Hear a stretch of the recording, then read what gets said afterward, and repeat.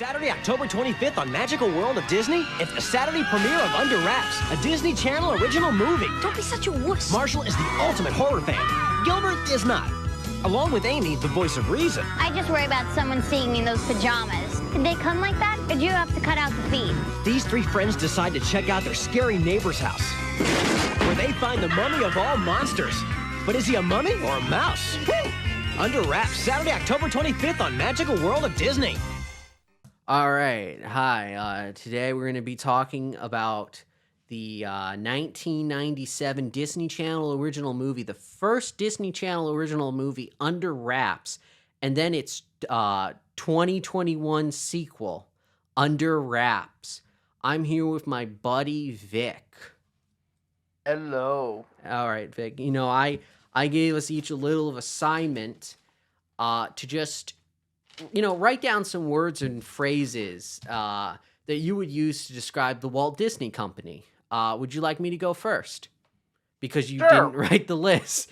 Neither did I, but, okay. So when I think of the Walt Disney Company, I think satanic, greedy, dreck, tumor on the film industry, overhated, and white slavers, of course. Of course. Yeah. What about you? And these are all admittedly past tense. The first few. At one point, innovative. At one point, even daring. At one point, actually magical, but now soulless. Conveyor belt. Disrespectful to basic either intellectual rights or at some points actual human rights. Bankrupt.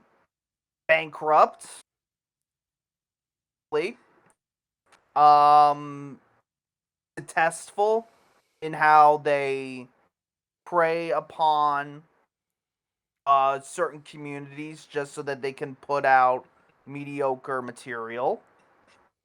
Yeah, that's generally how I would describe the Walt Disney Company at this point. Yeah, I mean, I think that's a pretty fair assertion.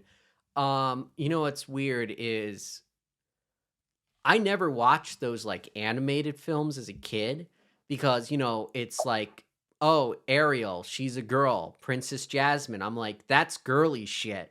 No, thank you.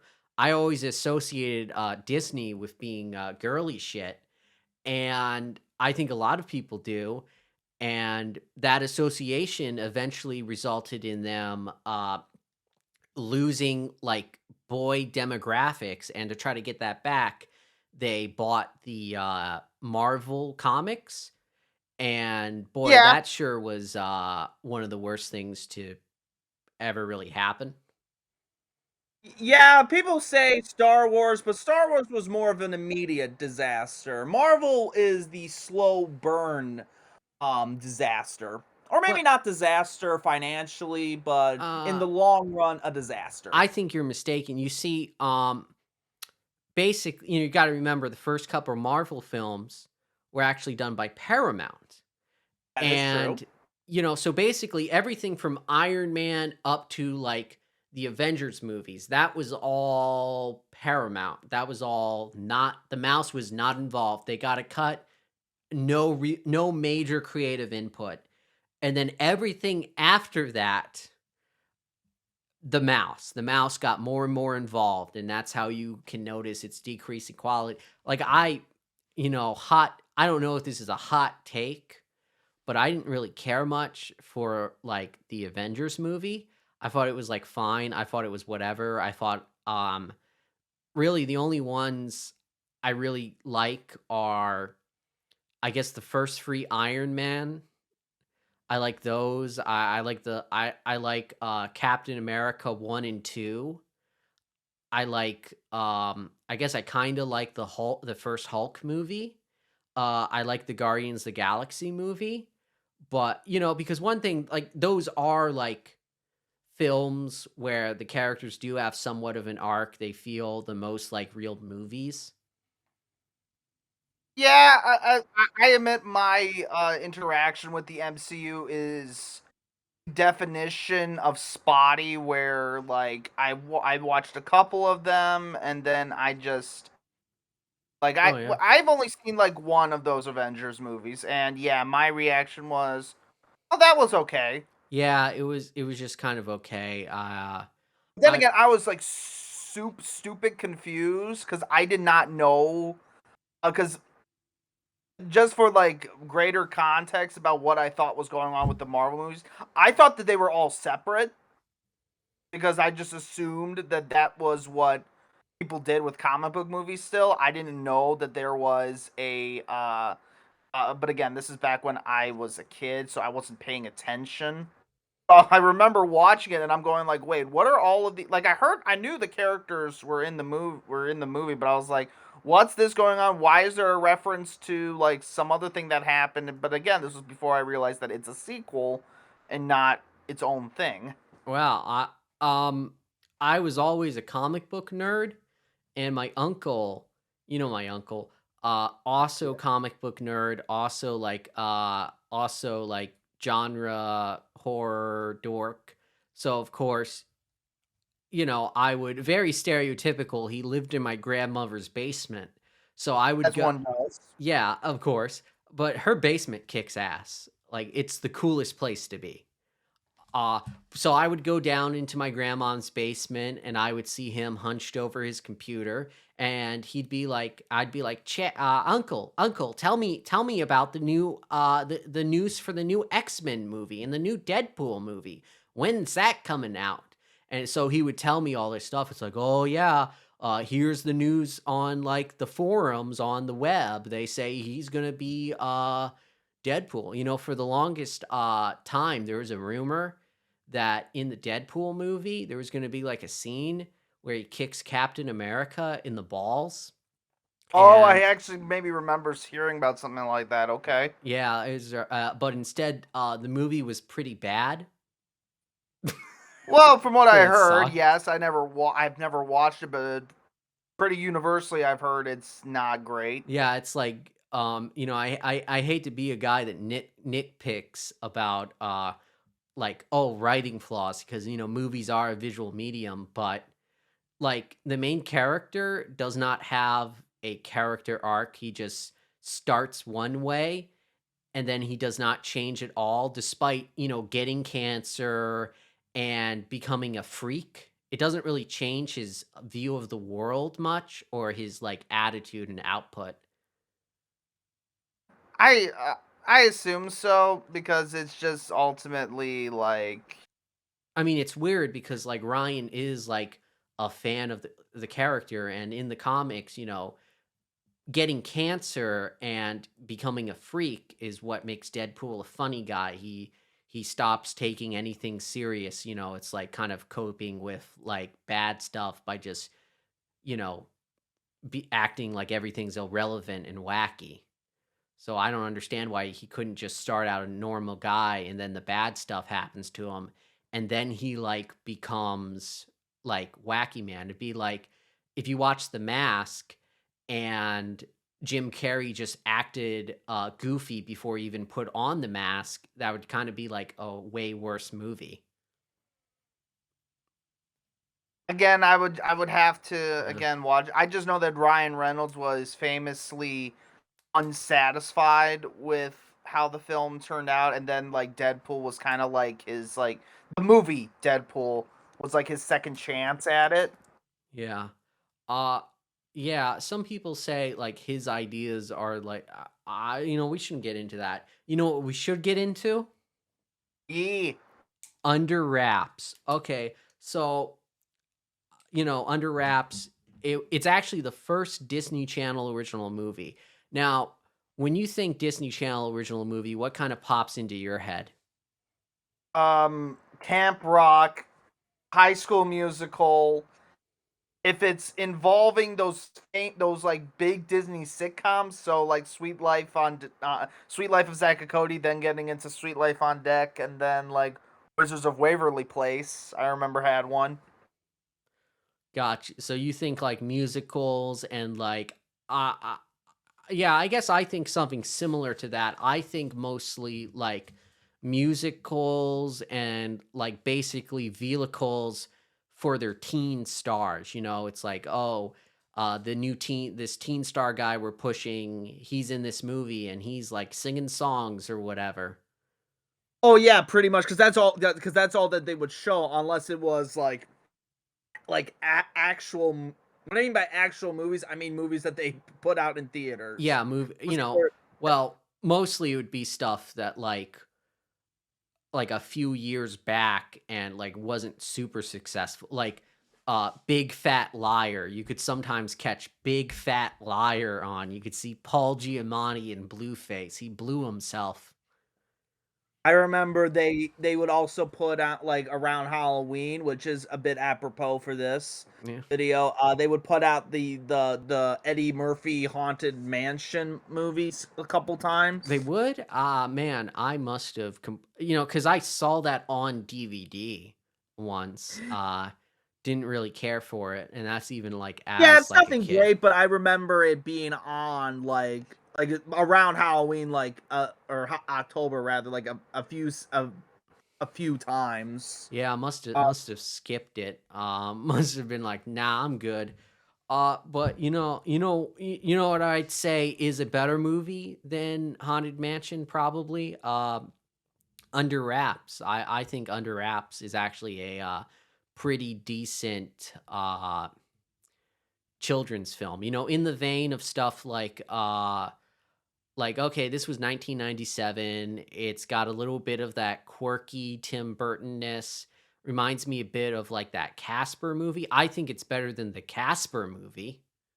I mean, I think that I've movie's bad, but I've never touched the Casper movie. I know what you're talking about. I've seen. I remember watching DVD ads yeah, of that movie on various, or was it VHS ads? it I might have can't been remember. VHS or DVD. I remember VHS ads. I remember renting Casper from not the Blockbuster. It was it might have been, or it might have been the mom and pop video store that got bought out by Blockbuster. Ah, right, yeah, Yeah, Bill, no, geez, Dan Aykroyd shows up as a Ghostbuster. true. I would say his cameo in that movie was better than his cameo in Ghostbusters 2016. A lot of things are better than that. Yeah, I there's a lot of things. This movie's better than Ghostbusters 2016.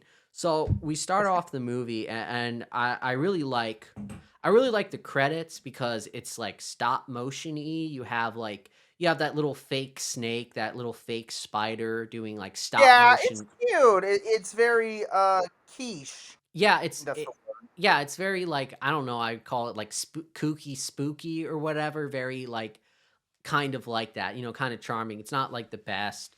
Like if Tim Burton would have made something like this, it wouldn't have looked like a bazillion times better. But like, I think I think it's intentionally supposed to look bad.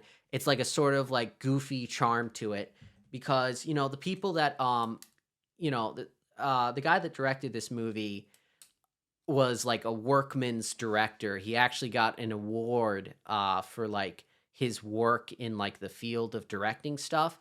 Because if you look at his stuff, he was basically from like the late 70s or whatever, uh, and on like directing episodes of like major TV shows, drama, actions, comedies, kind of stuff. Like the guy's done a lot. yeah, Like yeah. yeah. The vibe I got from him is that he's a capable workman, and that's all he ever like got to be, which is fine. Well, hey, I don't think there's nothing wrong with being like a workman. I mean, he got an award for it, so Yeah, so it's all he's doing well. He did well. yeah. Oh, Greg B. Man, you know what he directed? But Bushwhacked. He directed Bushwhacked.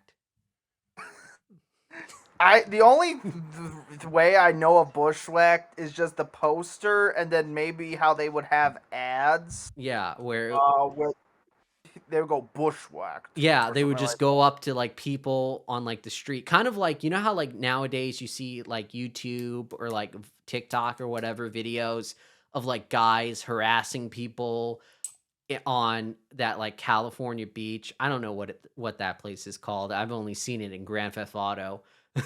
that. Um, but I think Bushwhack started it because the trailers was just a guy going up to random people walking that boardwalk and going, "Hey, say bushwhacked," and they go like, "Yeah, I got bushwhack fever." The nation was going crazy over bushwhacked fever.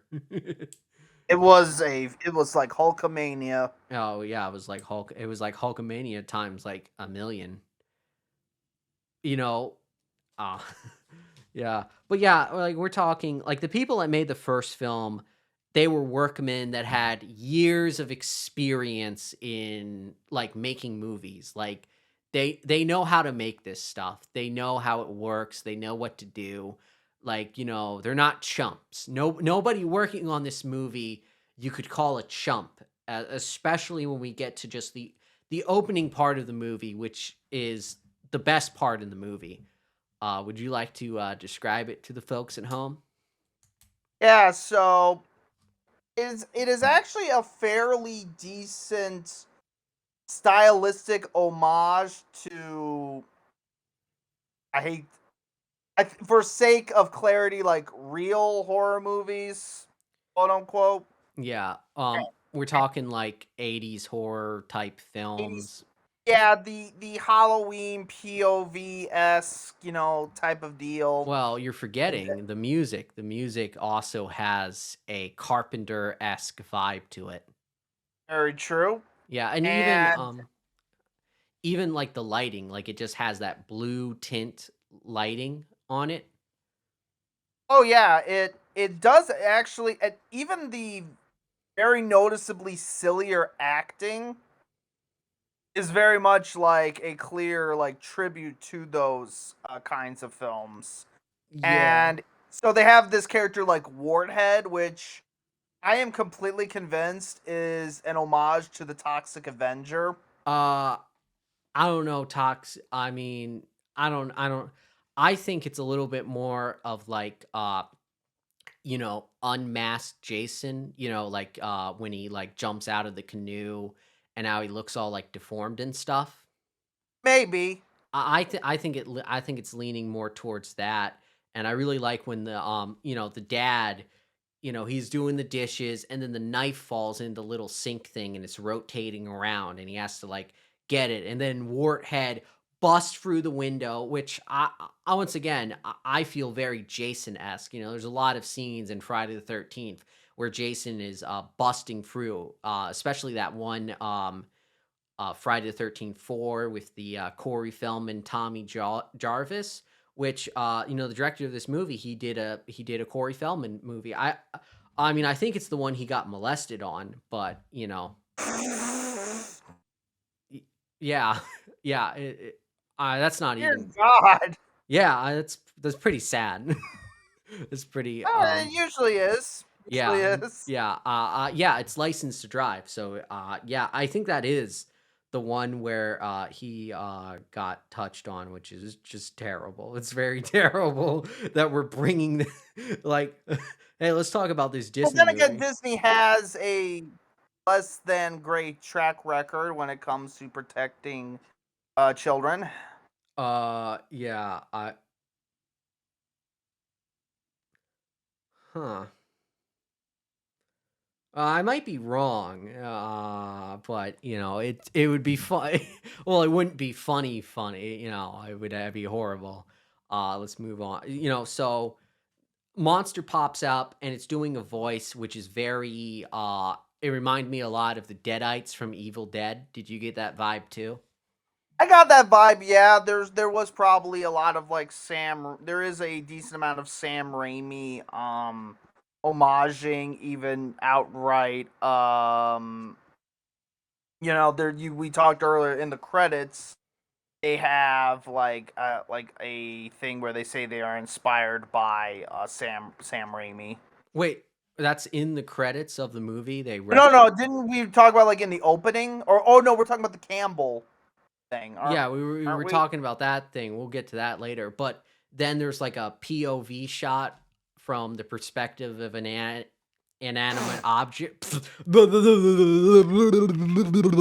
There's a POV shot from the perspective of a object, which is very Sam Raimi. He loves doing that. When the monster grabs the dad's head and is like forcing him down onto the knife. And that's how the first Disney Channel original movie opens.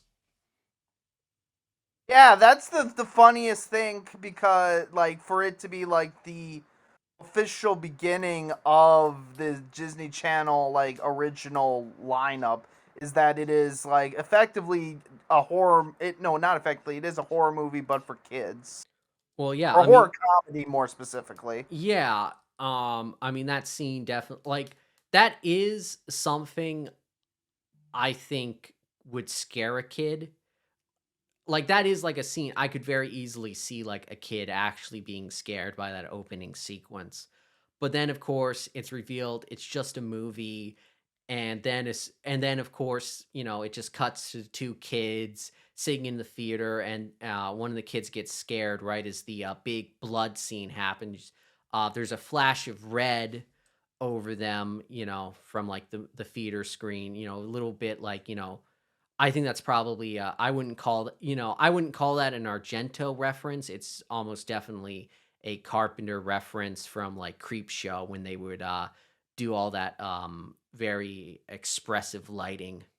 Yeah, the like references and homages are definitely more like very yes Carpenter, but also obviously like simply like the Universal monster movies, Yeah, stuff Carpenter, like that. Raimi. They're not going to put any I don't think the next Disney Channel movie is going to have any references to Dario Argento's opera. But that would be cool and they should. Honestly, they should just be like bolder and reference Lucio Fulci. They should. Yeah, they should. You know what they should do is they should buy the rights to New York Ripper and then re-edit the movie so instead of sounding like Daffy Duck, the killer sounds like Donald Duck. Yes, absolutely yes. Yeah, that would be a fun Disney Channel movie. Finally, Disney Channel with movie with balls. Finally. I mean, this movie has a little bit of balls cuz like the first joke is the kids are walking home and they're like I like horror movies and the nerdy dork kid is like I like happy movies like Sound of Music. I like how it has uh music and Nazis in it. I uh, mean, there we go. I that, mean, that was the thing that kind of like tipped me off to that I might enjoy this movie. The dynamic between these kids is actually very charming. yeah, it is a pretty good charming and then he gets home and of course the kid has divorced parents and the mom has a boyfriend Ted who's played by uh geez, what was the guy's name again? Oh, dude. He's the same guy that plays the mummy. Oh, Patrick Star. Yeah, Patrick Star. Good one. Yeah, but yeah, the Bill Fagerbach. thank you. Bill Fagerbach plays the dad and he plays the mummy. And, most people will probably know him for being the voice of Patrick Star. Um, he was also in Stephen King's The Stand, and even there, he kind of sounds like Patrick Star. But when His you, voice is eternally just gonna be Patrick Star. I mean, I think He that's wants not partly Patrick. I think that's partly just his normal voice. But yeah, so a lot of his grunts and stuff as the mummy and stuff do just sound like Patrick Star, which is pretty interesting. That's Um, even how I thought. That's how like at first, like when you first see the mummy and then it's doing the grunts, I didn't like put like the connection. But then there was one point in the movie where he grunted in such a way that it is where it was like, okay, that's Patrick Star that's Okay. doing it. We'll get to the mummy in a second, but one thing I do want to point out is that, like, this is 1997. This is Disney Channel, and the main character has like divorced parents. Yeah, I the weird thing is that I've seen it so many like times, like in kids movies, like especially with like either Disney Channel driven movies or a lot of live action Disney movies where there is like some sort of separation that the kid is that or the main character kid is going through. Yeah, but normally it's like they have a family member like is dead, like their mom or dad is dead. But here it is just like no, they just like got divorced. They just like fell out of love, which I think kind of having something like that in a movie, in a kids movie, especially by the Disney company in in the late 90s is somewhat unusual. You wouldn't expect to see that. Probably at the time, no, you wouldn't have seen it. Now they kind of it's this thing where if they aren't talking about like kill parent being dead, it is always just divorce. Yeah. Always like always now it's like the worst thing ever, and then the slightly next to worst thing ever. Yeah. Um but yeah, so they the kids, there's three kids, main character guy, dork kid, and girl. And they find out that the creepy old man that lives in the creepy house died and had a heart attack, and they decide to go because they think it would be cool, they sneak into his basement or whatever. And what do they find in the basement? They find a sarcophagus with a mummy in it, or Oh what man. they feel is just what they think is just a regular corpse. Yeah, and then the mummy, of course, comes alive. And I would say, wh- what are your thoughts on the mummy? Do you think it looks good? Do you think it's like scary? What do you think? Well, at first it looks pretty like intimidating, but not like too intimidating. Yeah. But what really helps with like the introduction of the scene is that it's very dark, so you see more of the silhouette, or then you see like kind of the light hit the face, Yeah, and they're then they're in a dark, creepy house. They're in an abandoned house. It's all creepy and stuff. The mummy chases them around, and there's like a pretty cool scene where they barricade a door, but then the mummy just burst down like the wall, which is pretty crazy. oh no, that's what's like really like cool about like this mummy is that they do show how like strong he is. Yeah, strong and and dangerous. and again you think like, oh, this is going to be dangerous, but then you kind of see like, so the reason that they are in the I think the reason they were in the house in the first place, other than to snoop around, was that the kid lost his glasses. Oh yeah, he like And dropped his glasses. They had to go back or something, but who really cares? yeah, so but basically like But after it's the interest. chase. Yeah. Uh but I mean, I think the mummy's pretty good. I would say that for the first bit, it's like kind of scary. Obviously they can't make this stuff too scary, like for kids. But I would Oh, of course say, not. I would say that they, I didn't say this with like the warthead thing, but that monster itself isn't super scary, but I feel like they, because they're kind of doing a parody of, they're doing a little bit of a funny riff on like those 80 horror films. So of course they want to make the monster look a little bit like sillier. They want to like kind of exaggerate it a bit more to make it silly because it's like a parody. And so it's like I don't feel like the reason that monster isn't super scary is because some Disney exec said don't make it scary.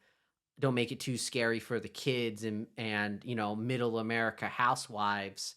I think it came from like an actual creative decision of, well, we want it to be funny, and if you make something, to make these monsters funny, you have to like somewhat exaggerate them, make them look silly.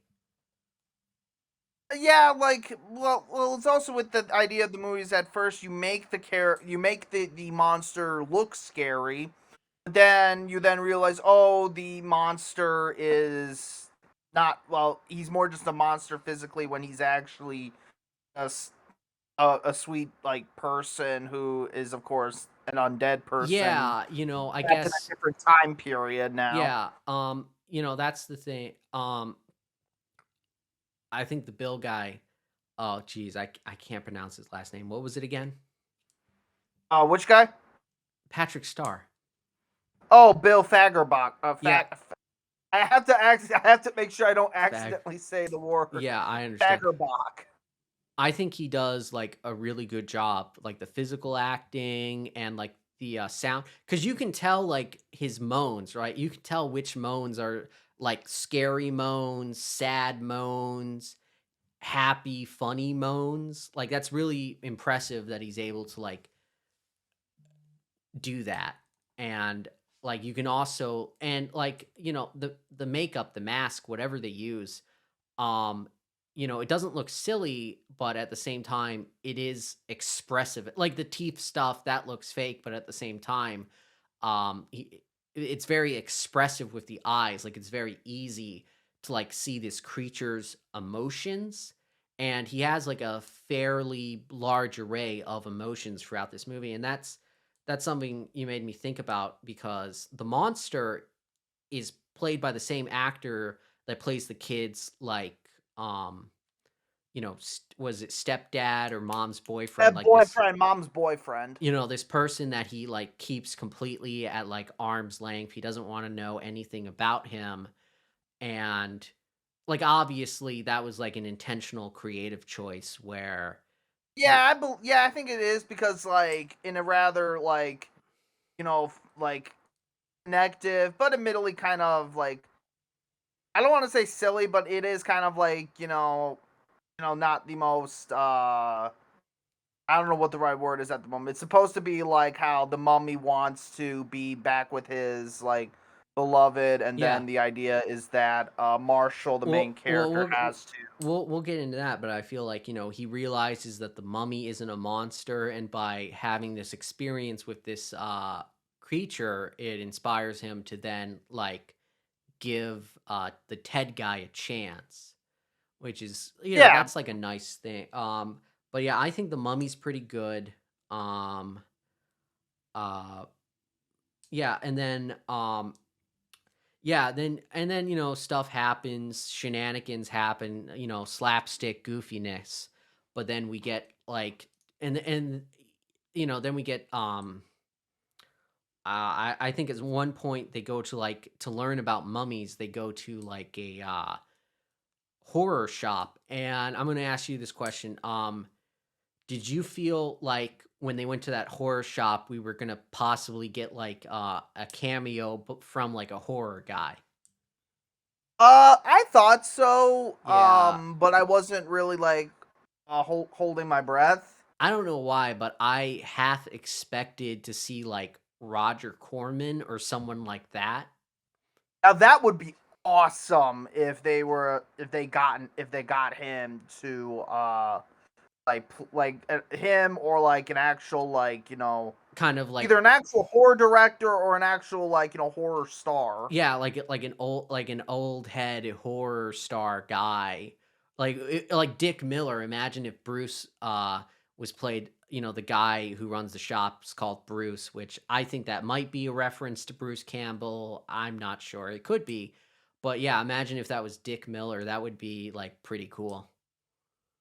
No, it would be actually, yeah. Yeah. But the guy who plays him does a good job of being like the stereotypical Fat adult nerd nerd loser. who Yeah.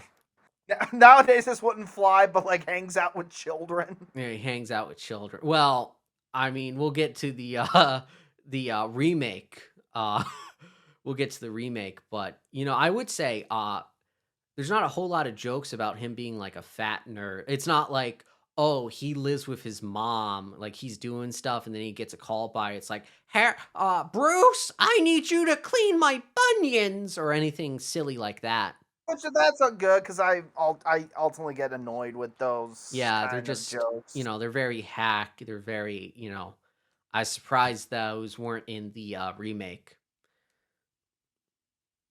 But yeah, so we get a little bit of mummy lore, and then at shenanigans, funny stuff happens. Then we get to like finding out that Harold has like he was in love. He was a priest bodyguard to like the queen or whatever, but they were also like in love, and it has a pretty funny joke where I think one of the kids say, "Aren't priests supposed to be celibate?" Blah, blah, blah. Oh, Well, yeah. yeah, and one of them says, "Well, not this one." And the movie basically kind of states that they were actually like lovers, and they loved each other, like and he still like loves her and stuff, and it's been like a really long time, but even though it's been a long time, they have like a strong kind of love stuff. And I kind of bring that up because it does just connect. It sort of kind of connects to, the kid dealing with his parents' divorce stuff. Yeah, there is like kind of a connection, albeit not like the strongest, like Yeah. in your face type Yeah. of It, what it's, he's going through privately. yeah, there's not like, I don't know, like, there's not like a scene where like a character just goes up to the main character and states, hey man, you should like give your stepdad a chance. Maybe you'll like him, divorce is Get over hard. it, bro. Yeah, there's not like wouldn't it be crazy if there was like a scene like instead of the main character like learning himself throughout the movie about like, hey, maybe I should give like my stepdad a chance. Maybe, he actually does love my mom or whatever. Maybe I should be open towards him. What if just like one of the characters said, hey, uh, why don't you give your stepdad a chance? I get that it's hard, man, but life's about moving on. Yeah, pretty Yeah, much. it would be so stupid if the movie did that, wouldn't it? Yeah, because it would then just like okay, now I start to see where you're going with Yeah, you this. find No, it I took know you where a you're going. while to get the joke. The joke.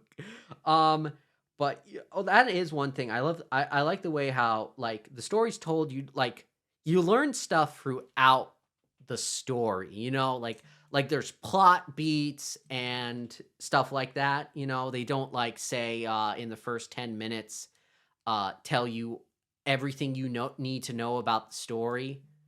That would be really stupid if the movie did that, if they just explained everything instead of like just learning it throughout the movie, like a story developing, unraveling, if you will. But then yeah, it would be stupid, Oh, right? Um, but then at some point, they have to disguise the mummy or whatever. So they put him in like old clothes. So it's like junk from the 70s, and then they play like a song from the 70s because the that was the mummy's one part that was admittedly kind of odd to me, where I yeah. didn't know that there was like 70s nostalgia humor in the late 90s. Oh yeah, there kind of was. Like Wayne's World had a little bit of that, but yeah, there was like 70s nostalgia in the late 90s. I mean, we talked like last week we kind of talked about that. But yeah, so it has like a needle drop moment where it's like playing a song from the 70s and like the mummy's all like walking like he's swagged out, and once again, I mean credit to Bill hard to pronounce last name. Like he does a really good job with this physical acting. He really knows what he's a real talent. He's a real pro. He knows what he's doing. It's great. He carries a large chunk of this movie. But I did find that sequence kind of funny. I do appreciate that they actually bothered to like, get a real song. Like they got the rights to use a real song. And I would say that scene felt a bit Tim Burton because he's like walking down the street and they're trying to be inconspicuous, but everyone thinks the mummy is all fly and stuff, so they're all checking him out.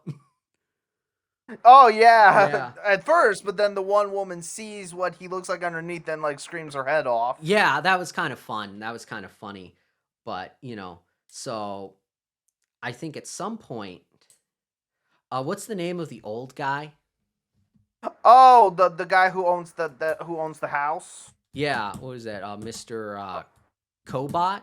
Yeah, it was Mr. Cobot, Cobot. yeah. Well, they find out that Mr. Cobot didn't actually have a heart attack and died. He actually faked his death to evade the IRS because he was basically smuggling, like he worked for your museums, and he was like stealing some of the artifacts, and he was planning on basically selling them off and stuff. And I really like that because that's kind of cool, like, oh wow, that's like a twist, that's like a little plot twist.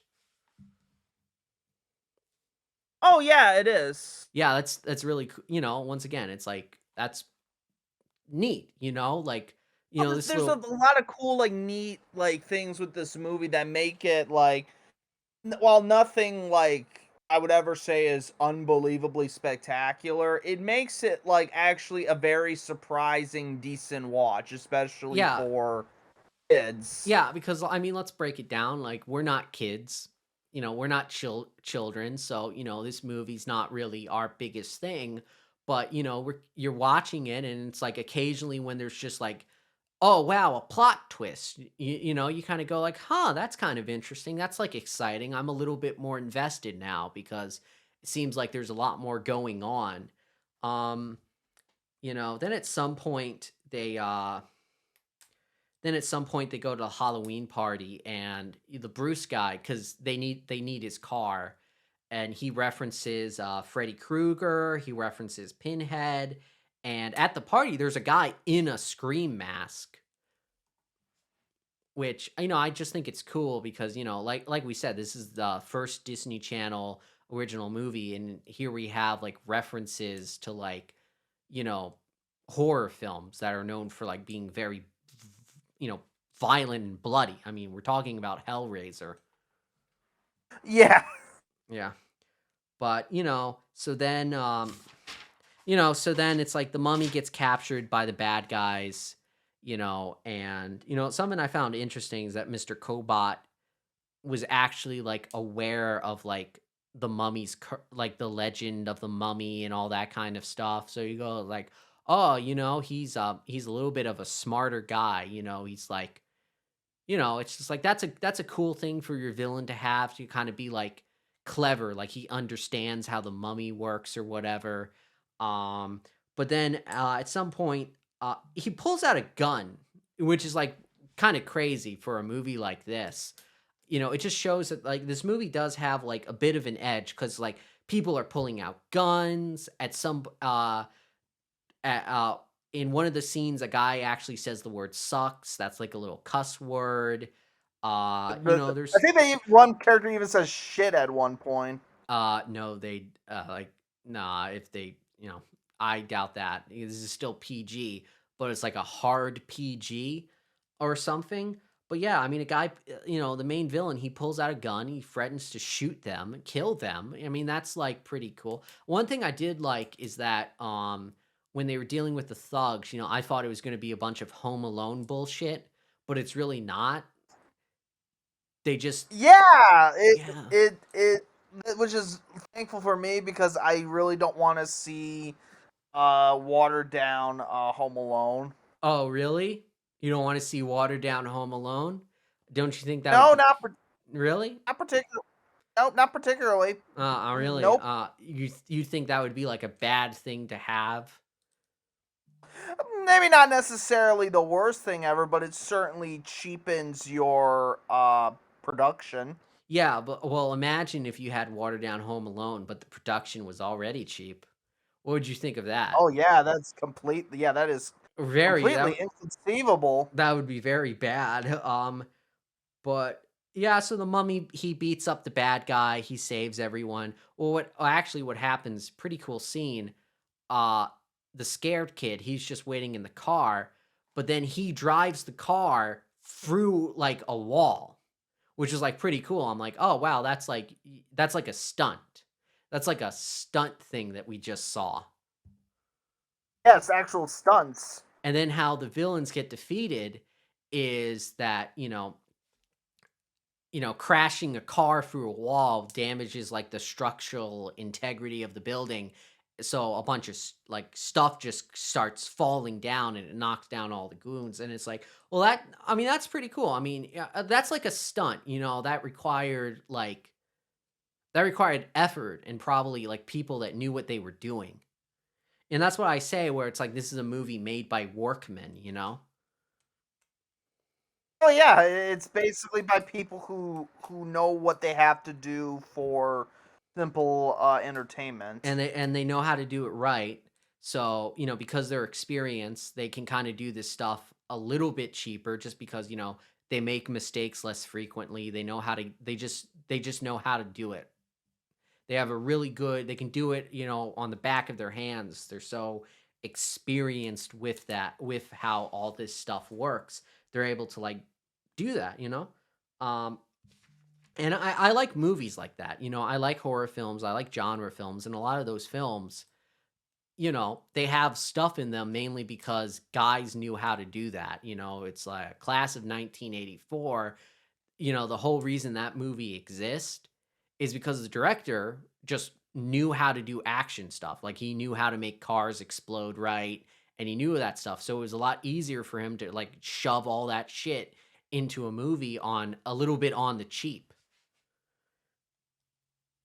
Oh no, they knew what they were working with because again, it wasn't given like obviously a feature film budget, so they used their Yeah. locations very well. And luckily the It film is quick enough, yeah, and I'd say it's pacing wise. mostly shot well. I didn't mention this, but when they step out of the theater, it starts at like the top of the big theater sign and it pans on down to them, and it's like I was like, that looks nice. That looks good. Like if you were to shoot a movie theater, that it's very workman, but it works. It's good. It's like, how do you shoot a movie theater? Duh. You start at the big sign and then you go down as people are exiting the theater. That's how you do it. Boom, bam, done. Oh yeah, absolutely. Yeah.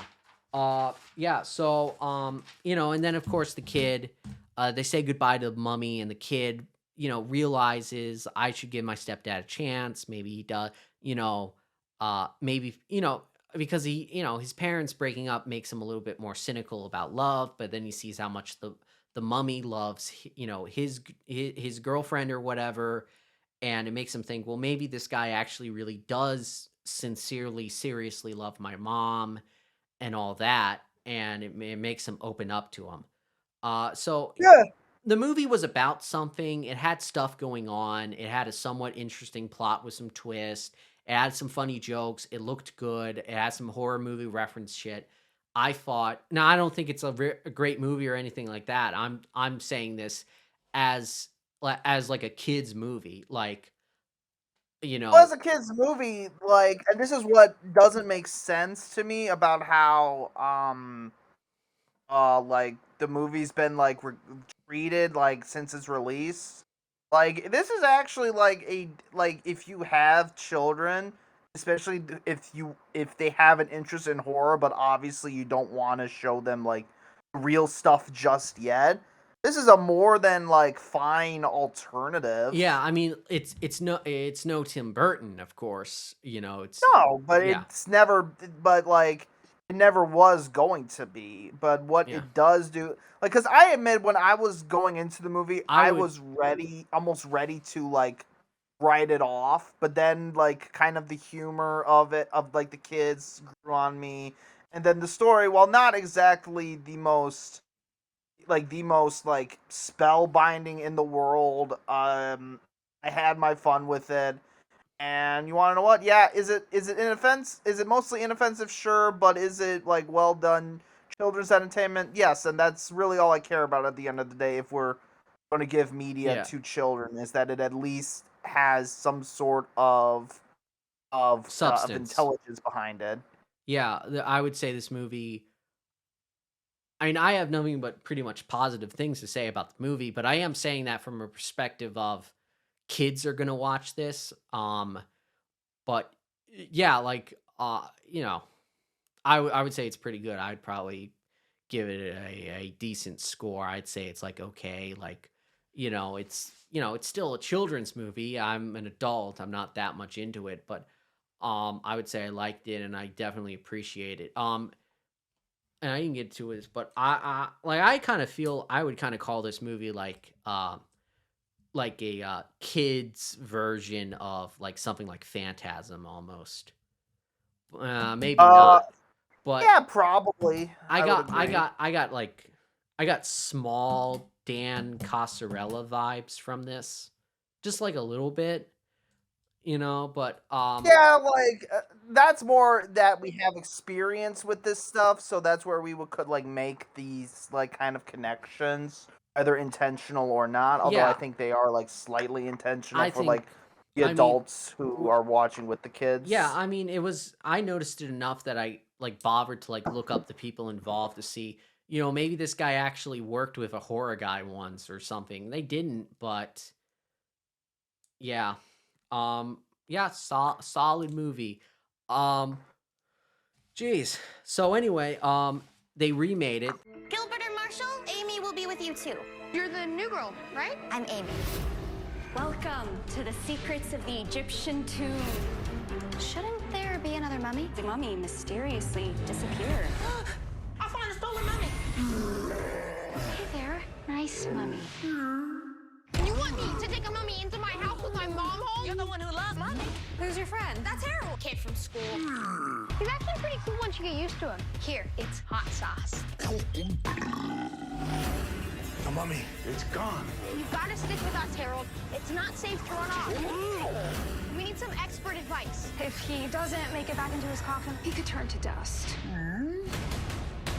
We have to help Harold. Friends have each other's backs, right? Grab him now! Harold, watch out!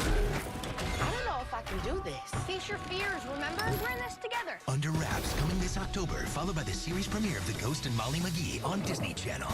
They did a remake in 2021 because Disney is an evil, greedy company that, is so derived of original content. They will remake a Disney Channel original movie. Yeah, they certainly remade it. Yeah, it certainly was remade. Oh man. Yeah, I have a lot more notes on this one.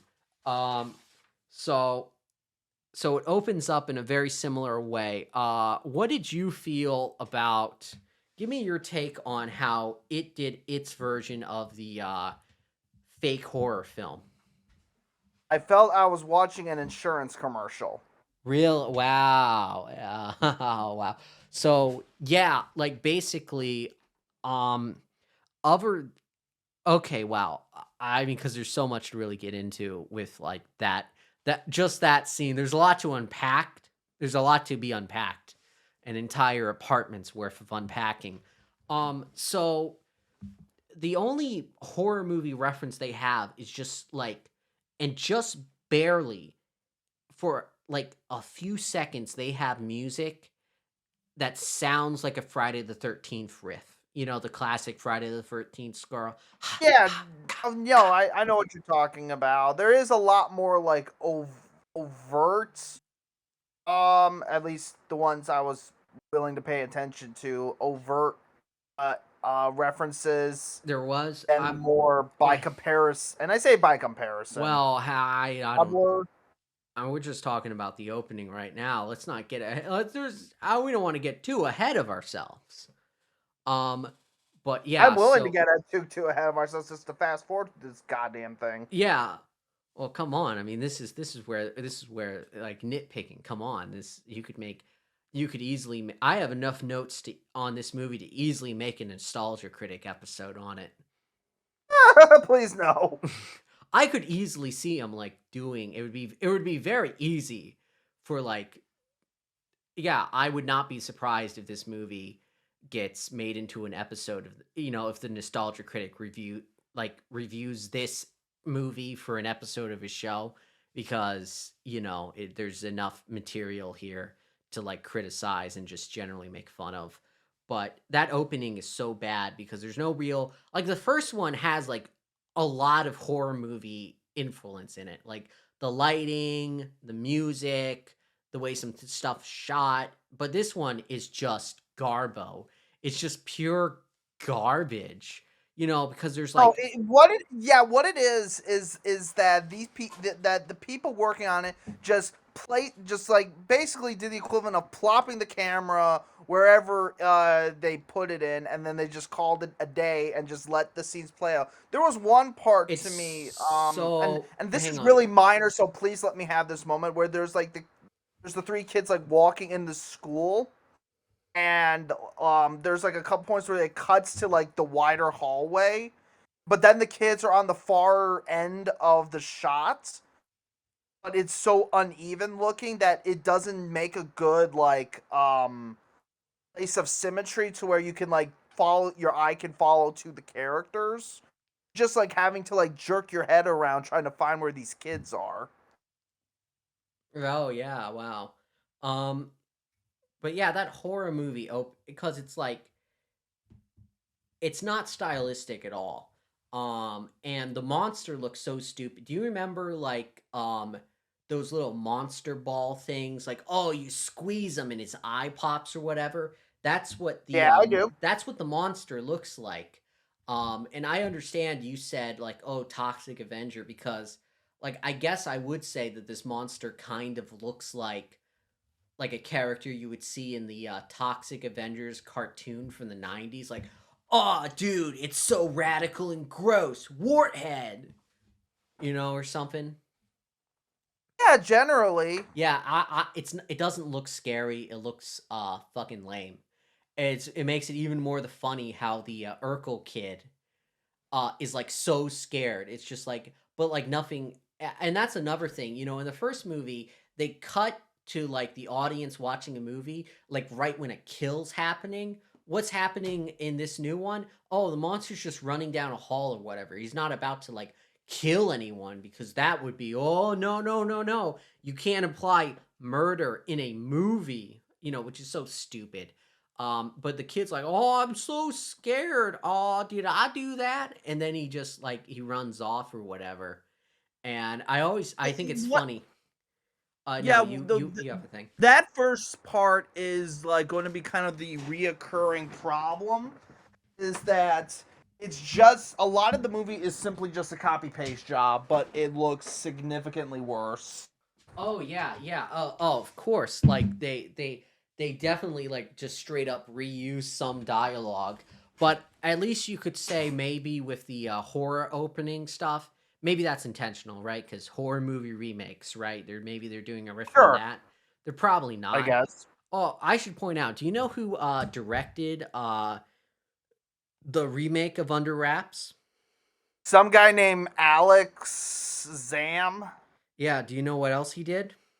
I'm looking at his filmography right now. The classics of Beverly Hills Chihuahua 2, Inspector Gadget 2. Stop, Woody because Woodpecker. you're missing the most important. He directed Tooth and Fairy was 2. he directed and was also the writer of Chairman of the Board, and that's spelled B-A-R-D.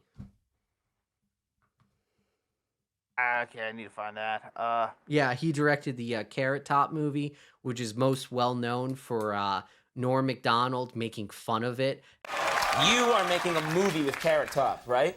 I made a movie with Carrot Top. Okay. But what's the movie going to be called?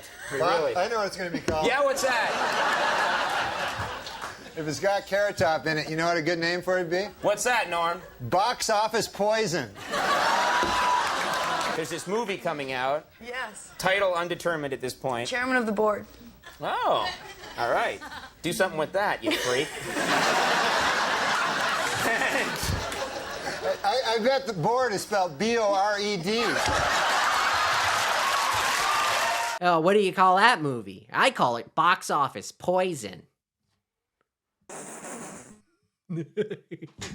Oh my god, I did not know that was him. Oh. Yeah, Dear from God in heaven. yeah. We got real we got real hacks on this, because yeah, he did the direct to DVD sequel of The Tooth Fairy starring Larry the Cable Guy. I didn't even know there was a Tooth Fairy sequel until just seeing this. Just now when I told you, yeah. So, this is like the first movie if it was like dumber, I guess. Would we agree? Well, yeah, it's pretty. Well, actually, it's the first movie except way stupider, and then visually speaking, looking just revolting. Yeah, but like this not in a doesn't cool this way. doesn't really look like the first film. That looks like a movie. You know what I mean? Like it looks and feels like a movie. Part of that is probably because it's shot on film, of course.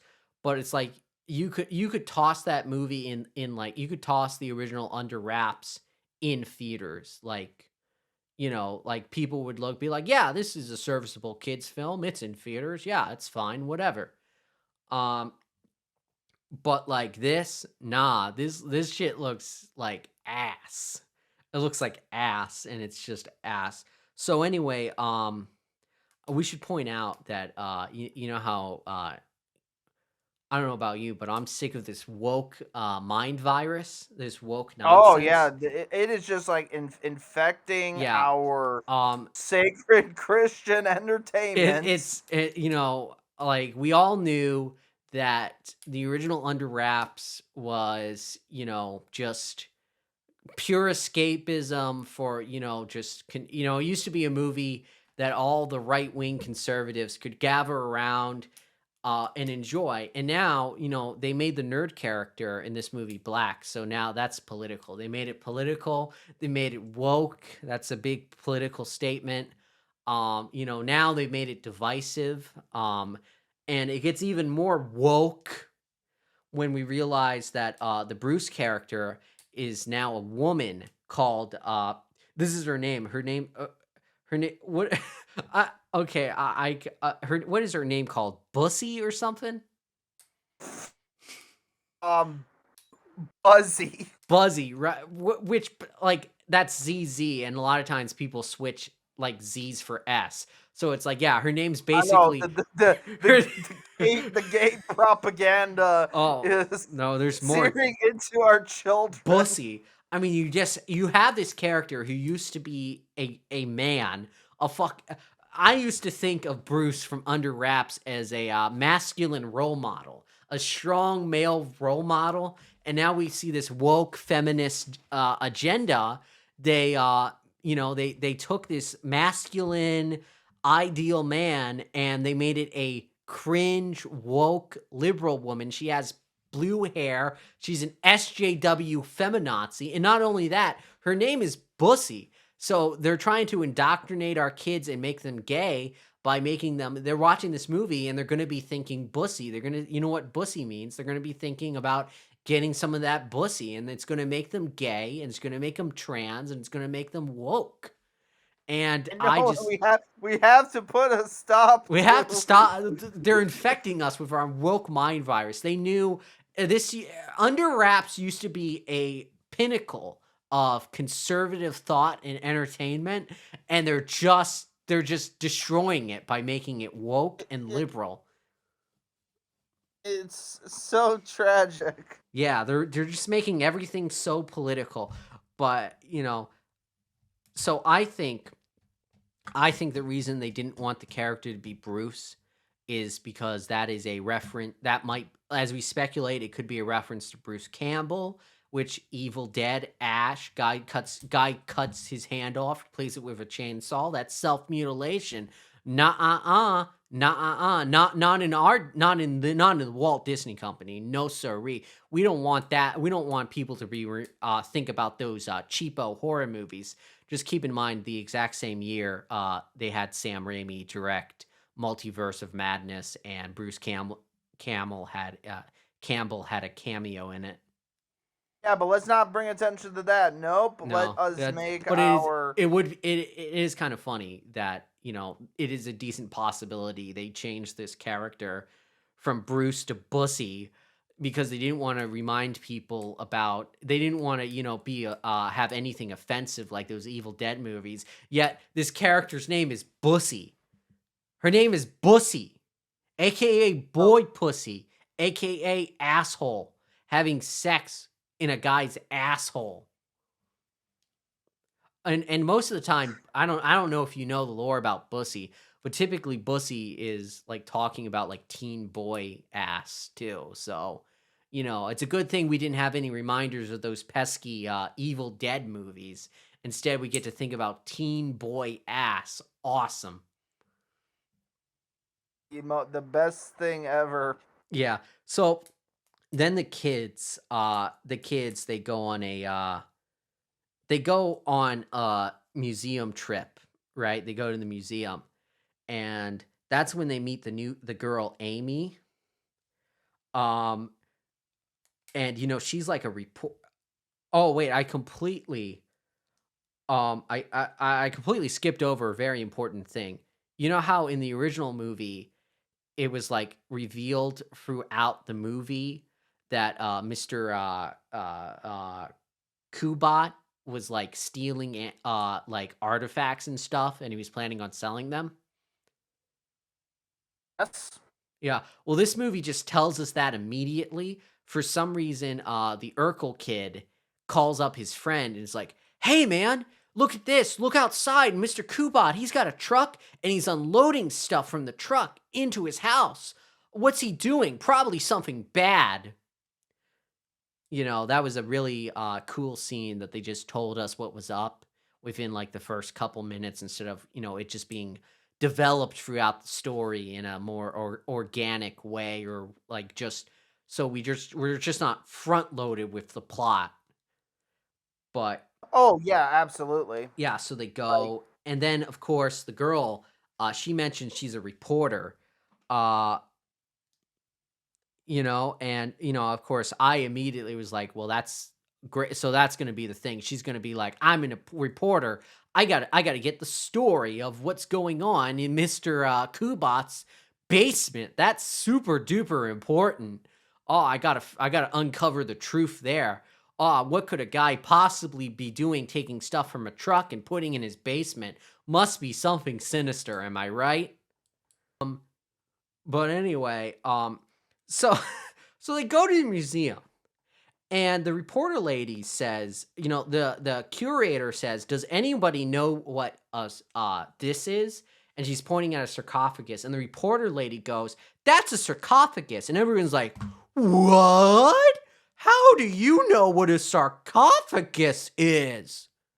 And it's like, these are middle schoolers, and it's like, "'Cause I'm a reporter." And it's just like, well, why wouldn't you know what that is? Like Yeah, like why wouldn't you know what like they go like, "How do you know what a sarcophagus is?" And I'm going like, I knew what a sarcophagus was even before these kids' ages. Yeah, it's like insane. It's such a crazy. It's just like, so like, oh well, you see, she only by being a reporter could you possibly figure out what a sarcophagus is. There's no other way to learn. Um, and then like a kid, because like we just point out, this movie's stupid, so it has a lot of dumb scenes, a lot of dumb dialogue. A kid's like, "So is there a mummy in the sarcophagus?" And the lady's like, "No, but there is one over here." And then you see the mummy, and it is completely exposed. Yeah, it's just completely There exposed. is no protective. There's not even protective glass. Yeah, or anything. It's just open to all the elements. Just exposed to the elements. Here's a priceless coffin. Yeah, you kids can just stand right over it and breathe over it. Go ahead. But like the way she words it, that like it makes it seem like, no, the mummy's not in that sarcophagus, it's over here in another sarcophagus. But it's like, no, that's the mummy's. No, that's a different mummy. You're just saying it weird. You're saying it. It's like stupid. But then yeah, and then like a person, because I guess all these like middle schoolers have just never seen like a mummy before. They apparently they just never heard of Egypt, so they're like really confused by all this stuff. And a person says, like mummies do mummies eat brains? And then like a person says, no, only in movies, but they don't even do that in movies. No, that made no sense to me because Yeah, like you know, what's the word we're looking for? the first movie has like a scene where they talk about like mummies and they're like, "Oh, mummies eat brains," right? And it's like, "No, that's what zombies do." And they're like, "Well, what do mummies actually do?" Like they make like a little joke about how like, "Yeah, what do mummies even really do?" We know they don't eat brains cuz that's what zombies do. Yeah, what I knew as a kid was that that mummies like just crush they just strangle you. Yeah, they It was seem at least what I always read like as a kid in yeah. like kid books and whatnot, or like Yeah, they even in like like they strangle you or entomb you. It's like how do these like how do these middle schoolers just not know anything about like why are they so impressed that like like they're like, wow, you know what a mummy is? Geez, you must be some kind of big city smart girl. Um, but then there's also a bully jerk character. I completely forgot about him because he just did not matter well at all. he's just so incredibly memorable that He's I so mean how important. could He shows you? up in two whole scenes. Very important. We just well, you have to remember the reason they had him is because they just had a cliche list. They had a check. Okay, we need a bully character. Boom. And like I say, it's just like dumbed down. But one thing that was weird is, the girl, she reveals she's also into horror movies and she names drops Christopher Lee, which it's so weird seeing a movie like this shitty ass Disney Channel original movie, reference the work of Sir Christopher Lee. Yeah, that was really surprising where they have the like the fake movies like with Yeah, like the Warhead and whatnot. all But the then you'll fake see movies. Hammer horror reference, and then Universal monster reference on the TV. Um, we'll get to that TV. Uh, but so another funny thing is, so when they're bonding over those horror movies, you think maybe, oh well, this movie's a lot more shittier and like cliche. They're probably gonna like get together at the end of the movie. Um, but a really funny scene when they're back at school, the kid says like, about the girl, it's like, yeah, she's all right, but she doesn't like our hometown. And it's just like, I don't know. It's just a dumb thing for a kid. Oh man, what? You got a problem with our hometown? You don't think our I like hometown like kicks a kid. ass? Well, I don't even. The problem is that some of this like dialogue, which I know people go, why are you dialogue when a movie presents dialogue more than a visual kind of emphasis? I'm going to focus on that more. Oh yeah. It's very much like these weird like it doesn't maybe it's because like I've watched movies where movies feel more like what actual kids would talk about. A kid is not going to give a shit if another kid that moved to a new city is not or new town, I mean, is not automatically infatuated with the town. Well, I think they should be. I think that town kicks ass. I think that kid's just being, she's just a big mouth reporter from the big city. She doesn't understand the small town charm of whatever our town's called. Like the town has a dumb name like Gorbalt or something. I barely remember. I remember it being kind of stupid. I remember kind of laughing when the kid said it, so it was probably stupid. Oh, we completely skipped over that. So when they're at the museum, the lady just basically explains all of the mummy lore in like one quick scene. Like it's like, yeah, so like these two mummies were like lovers, and they completely toss over, they alter it to, they sanitize the relationship where it's like, no, they were just lovers who weren't allowed to be together because of Romeo and Juliet-esque family drama kind of stuff. instead of him being like her, like basically bodyguard who was also like infatuated with her, because that's just not sanitary. That's not what the Walt Disney Company wants to portray. We Oh, absolutely not. No. that implies infidelity. So nah, Absolutely not. nah. No, no, no, no. No, that crosses the line. That crosses the line. The line has been crossed. They've crossed it there. Um, yeah, but it's really cool that they just tell us all the information up front, even like that the sarcophagus was stolen. In case you're like really stupid, they really reiterate a lot of info. Um, so anyway, the kids they end up sneaking into Mr. Kobot's house, who Mr. Kobot is not like a creepy old man.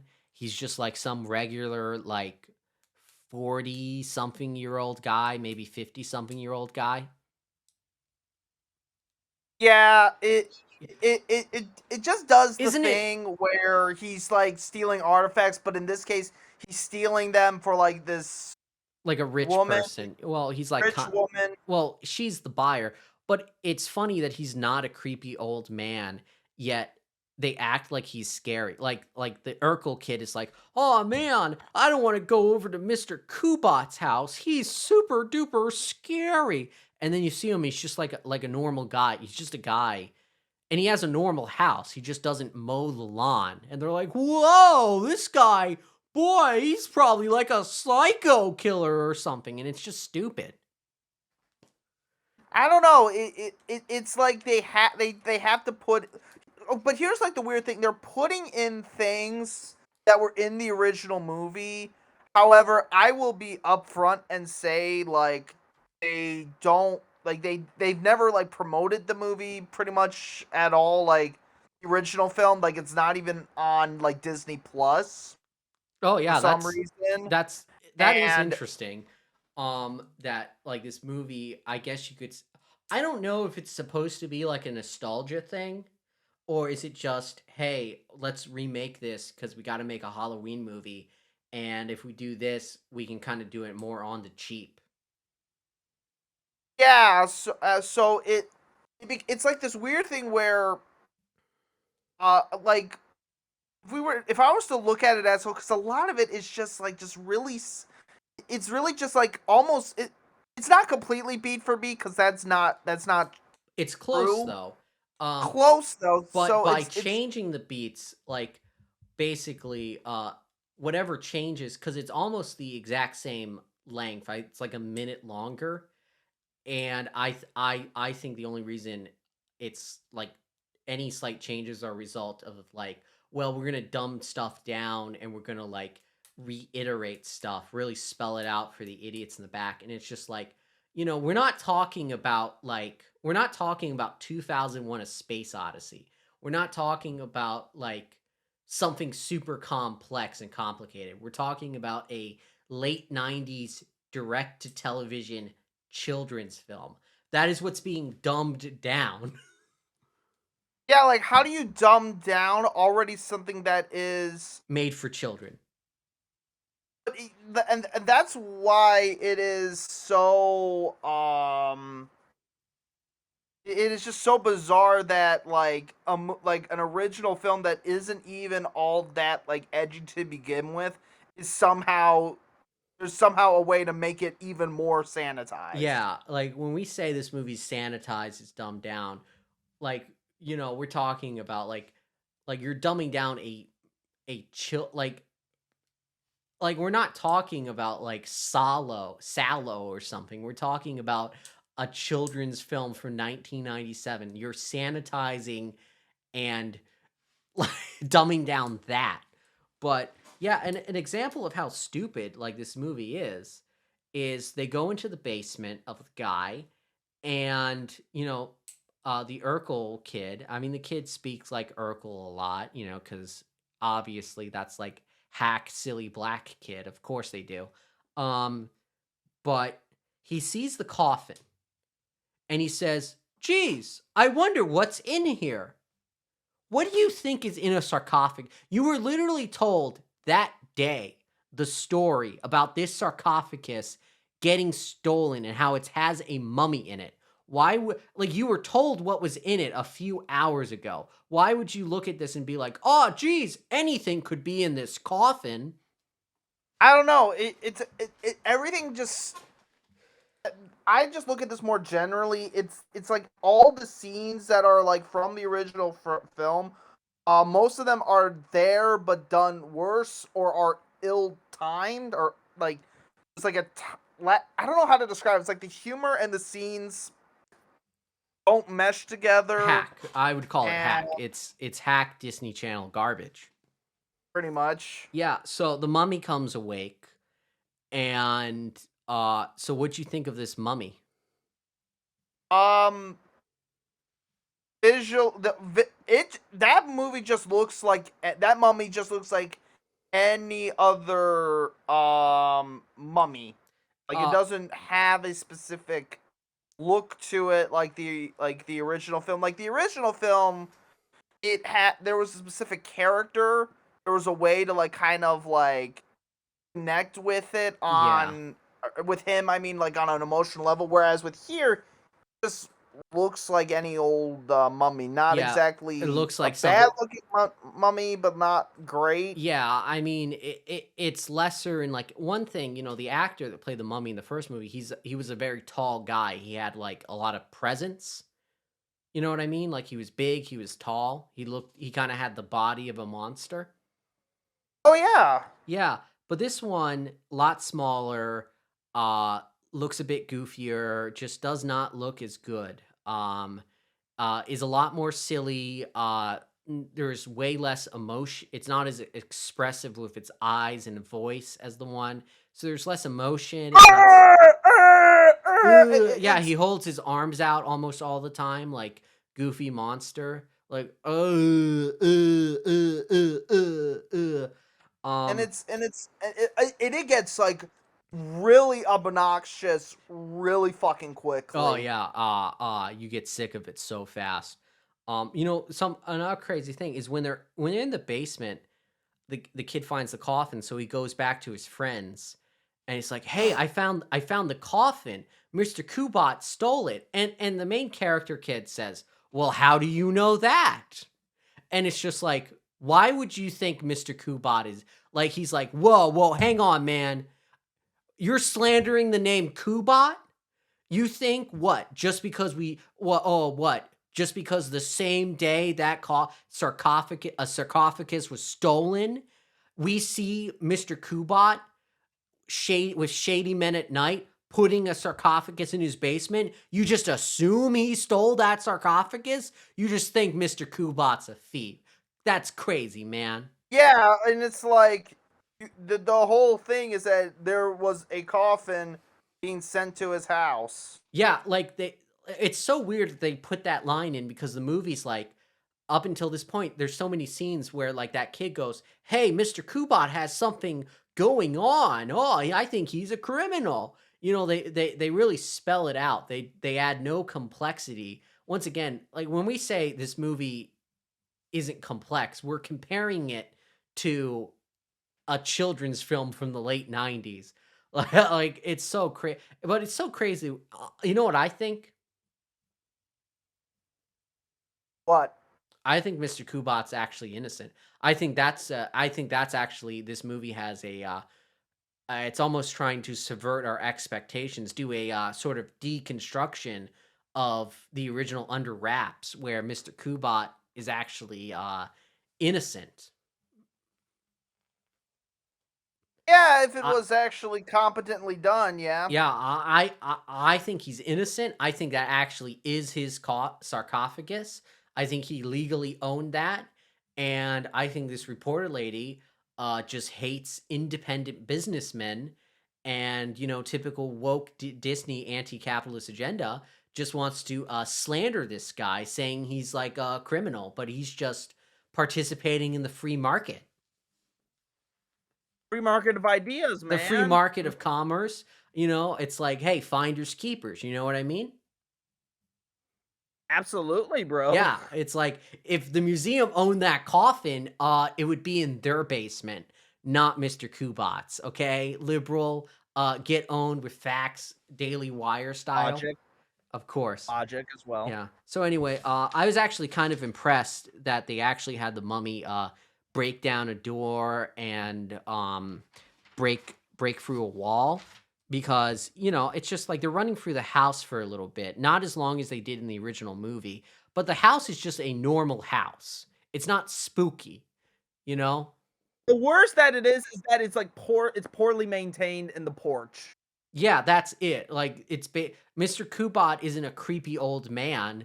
He's just a guy that doesn't care about his front lawn. It's like, wow, thanks for not even trying to make this spooky at all. It's just like, and it's so weird, right? Because it's like, I assume they still play those Halloween Town movies. I assume they do. Like, it's Disney, so I mean, didn't they make Hocus Pocus 2 recently or something? It's just like, yeah, like last year, I believe. yeah, so they're like, hey, we're all good with Hocus Pocus or whatever, but oh no, we can't have these kids wander around an abandoned house with spider webs. That would be too much. That would be too much. Gotta make it look like everyone is just walking in a warehouse. It's just a like normal aesthetic, house. like it's the aesthetic equivalent of waiting in a very long Costco line. Yeah, pretty much. But let's so anyway, it's the next day, it's like the mummy's in the kid's house, and they have a Terry, which is just an Alexa, but they changed the name because I know, stupendous so clever. It's not even a pun. They just changed the name, I guess, because they legally can't use it or something. Which I mean, I think it's why basically wouldn't Amazon want that product placement? You know what I mean? I have no idea, broski. Yeah, it's like weird. Why wouldn't you want, like, hey, can we just, because it's just, I don't know, it's like stupid. I mean, but the weirdest part of this movie is like they know Mr. Kubot stole the mummy. They know it was stolen from the museum. So it's like, why don't they contact the museum about it? Why don't they contact the police about it? Like someone, like at one point they're like, hey, should we return it to the museum? And the kid's like, nah, because like reasons. But it's like, why don't they? Why don't they call the police on the criminal? Why don't they inform the museum where their property is? That's one of the reasons I think. Because then the mummy will be. Because then the deal is, then the mummy will then be taken away and then like experimented on and whatnot. I mean, but how do they know that? They don't really know that. But at the same time, it's just like they could at least inform the authorities about the criminal. I mean, even if I'm sure the museum would love to have their sarcophagus back, even if the mummy's not in it. I mean, they can just, it's just like, museums are like in real life very accommodating because they, I mean, assuming because they talk about real world movies, like artifact theft is unfortunately really common, so Yeah. I don't think they're gonna think, where is this mummy? Let's be suspicious. They'll probably just assume it got stolen. Yeah, but it's like, wouldn't isn't Mr. Kubot looking for the mummy? Like, he's looking for it, obviously. It's like he assumes it was stolen. It's like, why don't you call the cops on him for stealing the sarcophagus, which is still in his house? Like, it's just like they just don't do. I mean, some people say the reason they don't do that is because that would like make the movie end faster or something. Which that would be a blessing. But so I really think I think it's because that once again, that's his sarcophagus. Like, I think Mr. Kubot's actually innocent, and that's why they can't bring the cops in or the museum, because Mr. Kubot would be able to prove his innocence. He'd be able to show the truth. And this is just their attempt to slander an innocent businessman. An innocent private entrepreneur. Yeah, so, the kids, they go to school. By the way, there's transition. What did you think about the transitions in this film? I honestly didn't think a whole lot because when I see a CGI transition leaf, I'm kind of like, okay, this is what we're working with. Yeah. How many times? I think they use that like 5 times. Where it's one of those things where it's super obvious and it's just lightly clunky compared to the more obviously clunky. Yeah. And so you're just I just am kind of like, okay, this is just one more thing to pile on to my aggravation. Yeah, I think the director was sitting in with the editor and he's like, "Okay, I want another CGI leaf transition." I And need the to editor's use like, I am using my Tooth Fairy 2 experience right here. yeah. The editor's like, "But sir, we've already used it like 2 times." And the director's like, More, "Well, damn it! More CGI leaves, you son of a bitch! let's do it again." More. Like, "Sir, don't you want to use like maybe some other editing transitions?" And the guy's like, Fuck you! I want my "Fuck CGI you." leaves, Yeah. bastard. Hey, why have hamburger when you can have steak? Now give me that CGI leaf transition. Absolutely. I wish. Wasn't there like other ones? Because I just remember the CGI leaf. Yeah, I mean that's the one that gets used the most. But they like, there's one where they take a picture and then they use a transition where it's like a person flipping through pictures or something. It's like really. Oh yeah. I'm sure all the kids love phones, right? They obviously They love their phones. They love their social media. They love their emojis and stuff. So I'm sure when all the kids saw that cell phone transition, I bet they fucking lost their minds. I bet they were going yeah, crazy. they probably went like, Like, yeah. Did you see Oppenheimer yet? Not yet. Wow. Okay. Well, geez. I'm gonna try to. Yeah. I was trying to use a current film reference. But did you we're gonna have to go. Do you remember do you remember the scene in The Godfather where Sonny got shot up at the toll booth? Of course I do. Yeah. Well, how we felt when we saw that scene is how those kids felt when they saw the Under Wraps 2021 self-road transition. Thank God they have their own classics. Their own classic. Hey, by classic director, a chairman of the board. That's Yeah, the fucking BORED. auteur. Tour of that gem. No one else could make box office poison like he could. Do you think he do you think that guy's like salty at Norm Macdonald? Like, because almost definitely that probably hurt the film's box office. Like, because that lady came on the Conan O'Brien show to promote the movie, and Norm just he shits on the movie so bad that the lady doesn't even want to promote it because she's too embarrassed. She knows every time she says something, Norm's just gonna interrupt, being like, "Yeah, hey, that Carrot Top guy, huh? Boy, does he suck." Do you think he's ever made a movie where he had the bad guy called Norm or something? Yeah, maybe. You know how Roland Emmerich made the jerk mayor in Godzilla based off Roger Ebert. It was such a classic bit of going after your critics. Yeah, going after your critics. Yeah, you really showed them. Yeah. So then the mummy, he's walking around. He's goofing about. That's one thing about this mummy is the kid talks to the mummy as if he's a complete idiot that doesn't understand anything. Okay, the mummy just isn't used to modern technology. He's 1,000+ years old. But the kid's okay, you see this? This is a pizza, which by the way was invented in ancient Rome. You eat it with your mouth. See?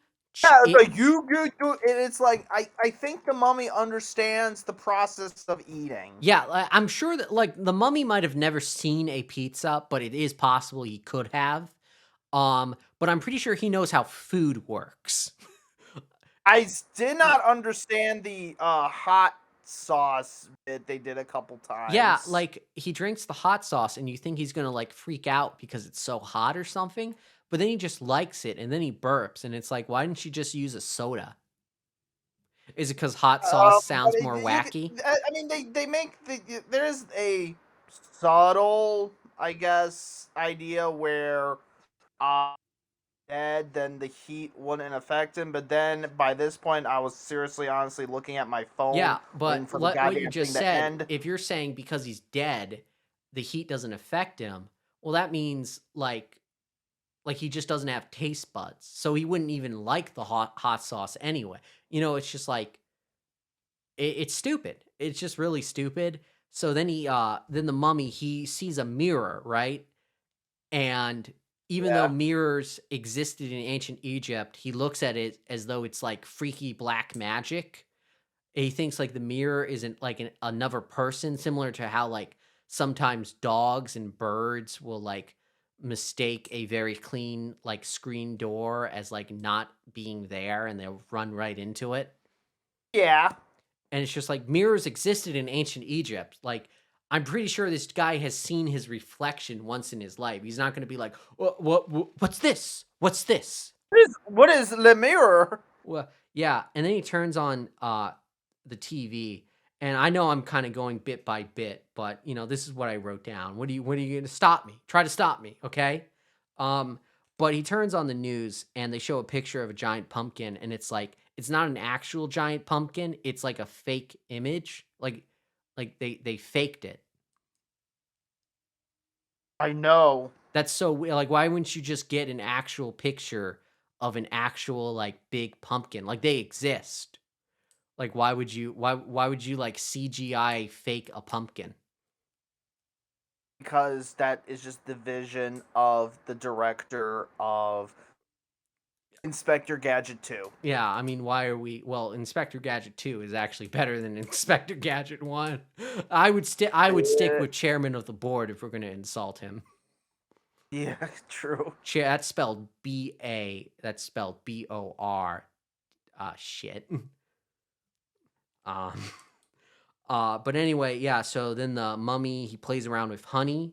And did you notice that, like, the honey was, like, sticky and, like, it got the remote, like, stuck to him? Because it took me a while to realize that, because he was clearly, like, gripping the remote, right? It's not like... And then he threw it in the air.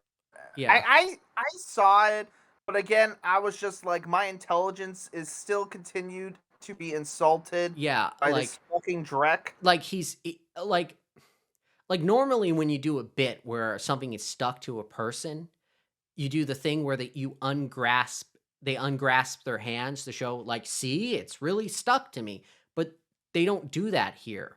It's like he's clearly gripping the remote still. It's clearly like, you know what I mean? It's like, no, it's not actually stuck to his hand. He's just holding it and pretending that it's stuck. It's like, are you telling me you could, like, why couldn't you just get some glue and glue that remote to the rag? I don't understand.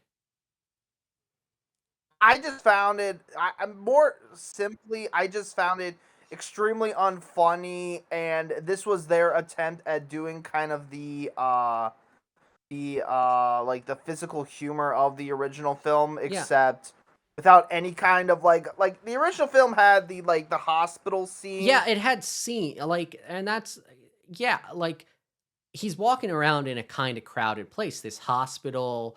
There's a lot there's a lot of kind of bits going on. The mummy's doing some pretty like funny comedic acting, and yeah, but it's just lame. But let's get so in the original movie, so the mummy, he goes outside. He's outside, right?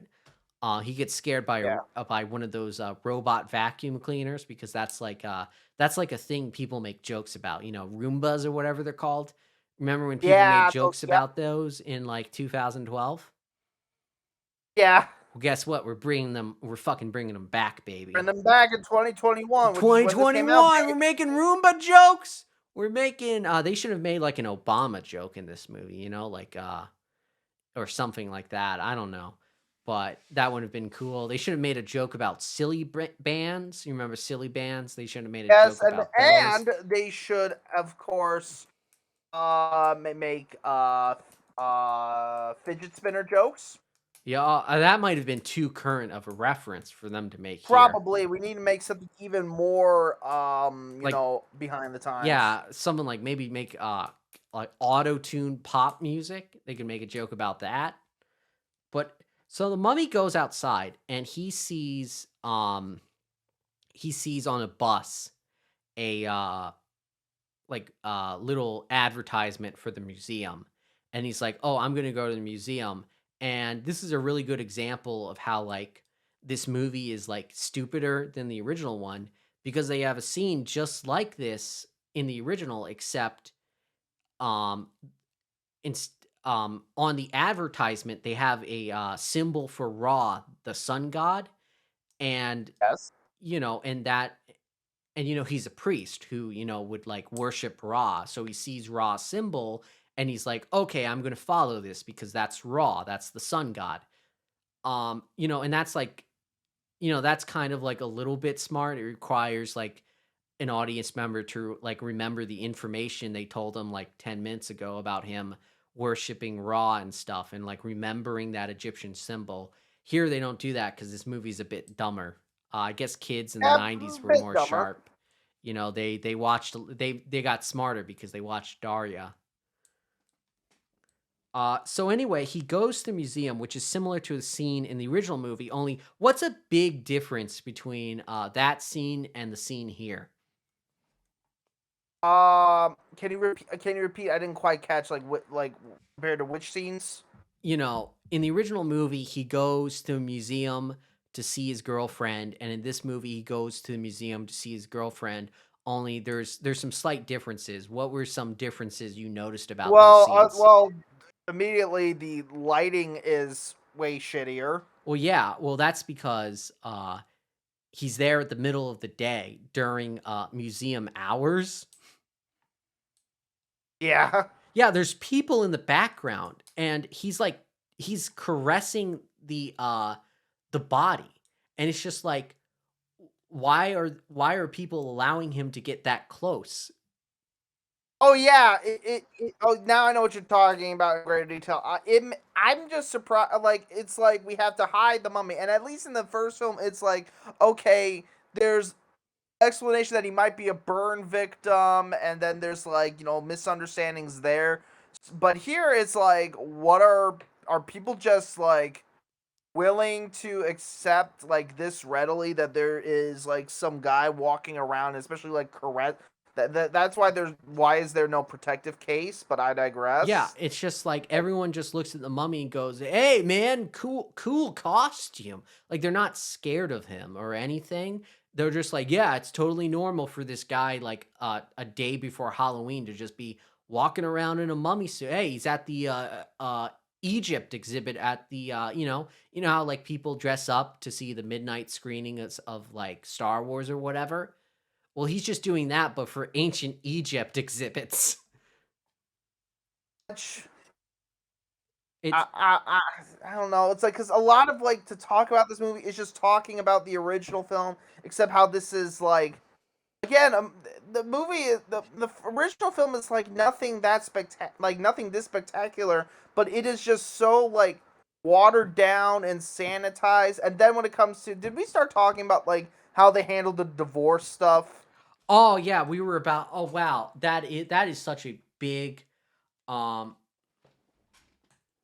yeah. We should. Yeah, that is like a big. That's a big thing. You want to get into it? Sounds like you got something to say. Yeah, like what they do is it's basically kind of the same deal where like he's uncomfortable, so okay. But then they have to force it. And what I mean by that is like in the original film there's only a few scenes showing his distance from Ted, and you can see that there's like an isolation, and so the kid keeps to himself. Here they have to make it even more obvious that, oh, there's a disconnect, and the kid just kind of comes off more like yeah, he's a kid, so you can't be like too hard on him, but he comes across way more dickish towards Ted than I think the film should have really gone into, because I won't say like the original kid was like super nice about it, but at least it was like, okay, he keeps to himself in his room. He's watching them from a distance, so he doesn't want to get like too close to them. It's like there's the part where they're going to make the movie, which that really was just tacked on and didn't really go anywhere, but okay. And the boyfriend decides, "Hey, I'm going to help you. I got like my stuff when from somewhere. I forget. I immediately forget like where he got it from, but he has he has a prop. job, but He has a job, yeah, and so he has props. And then he's like, "Hey, kid, let me just give you my props." Isn't And it he gives him his crazy? props. Isn't it crazy? Like this movie always repeats information, spells things out, but for some reason they decide that they just assume that the kids watching this movie are too dumb to understand that Mr. Kubat is a bad guy, so they have to keep telling you it. But they're like, these kids will 100% understand that Ted has a job in the ad agency just by him just casually saying, "Yeah, I worked at the agency." Like, kids will know, oh, that means the ad agency. He works in Yeah, advertisement. it's very inconsistent. And then like you see the guy like genuinely like trying to connect with this kid, and with this kid, not his kid, with this kid of his girlfriend's, and the kid's just coming off like, or at least this version of Marshall is coming off, excuse me, way more dickish about it. So Yeah. you don't really feel like sympathetic towards the kid. You kind of look at it and just go, okay, this kid. Actually, that's not the thing. It's not that you couldn't understand where the kid's coming from, but it very much the kid almost trivializes his own problems by being unreasonably difficult. Whereas again with the original Marshall, he just keeps a distance, which that is way more at least natural, and you can like sympathize with that more. Like sure, maybe he's still not being, nice about it, but it's not like he's going out of his way to like really antagonize the guy. Yeah. I actually have slightly different thoughts. In the original movie, yeah, like the kid intentionally stays away from them as much as possible. But, here he interacts with Ted a lot and he just says, well, Ted's kind of annoying. He's kind of lame, which is true. Yeah, Ted's kind of annoying. He's kind of lame. He kind of does have like a reason for not really liking Ted because Ted's kind of like, he's kind of lame. He's kind of a dork. He's not someone that the kid wants. He hung out with Ted and he doesn't like it. Yeah, but then you got like this movie's version of Ted. Yeah. And here's what I don't understand. Ted likes the same things that he likes. He likes horror movies. Yeah, but They're he's like kind of dorky. Oh yeah, he's he kind does he's it kind the of wrong way. Yeah, well, he's kind of a dorky. Yeah, I mean, yeah, he has a stupid Halloween costume. He's kind of like a dorky guy where, in the original movie, he just never bothers to like learn anything about Ted or whatever at all. And that kind of connects to like, you see the mummy, you think the mummy's like a monster, but he actually is like a real person and stuff. And that makes the kid realize that he should give like Ted a chance or whatever. And here, like, there's no in the original movie, there's like a connection between the story with the monster and the story with like Marshall and his like parents' divorce. There's like a sort of there's like connections, there's parallel, especially because the actor that plays Ted also plays the mummy. Like there's a clear like connection. But in this movie, there's really not. It just kind of feels like it's there because it was in the original movie. I was Yeah. actually surprised that it was even in here. I thought they might just Oh, I was skip it thinking entirely. like I was seriously thinking like, are they going to keep the divorce thing? And they did. And I'm like, oh wow, okay. And what do you do with it? You show it more, I guess. There's technically more scenes with his interaction with Ted, which at Yeah. least at least there it just comes off way more See, this is the weird thing, whereas like the original film, yeah, maybe you might not have seen a lot of this type of family dynamics, so it was a lot more like unexpected. Here, especially by 2021 and especially by 2023, Disney has done this so many times Yeah. Oh, that yeah. it now comes off that now when this movie does it, it comes off extremely generic. Stock. I would call it stock. I wouldn't even give it the Uh, credit. You know, it's like they just pulled it out of the box or whatever. It's like they have a preset, divorce parent preset. They just inserted that into the script. Can we talk exactly. about how And I'm just he gonna use the bathroom. I'm just gonna use the bathroom. You can keep going. oh, but this is okay. So in the original movie, mm, it's just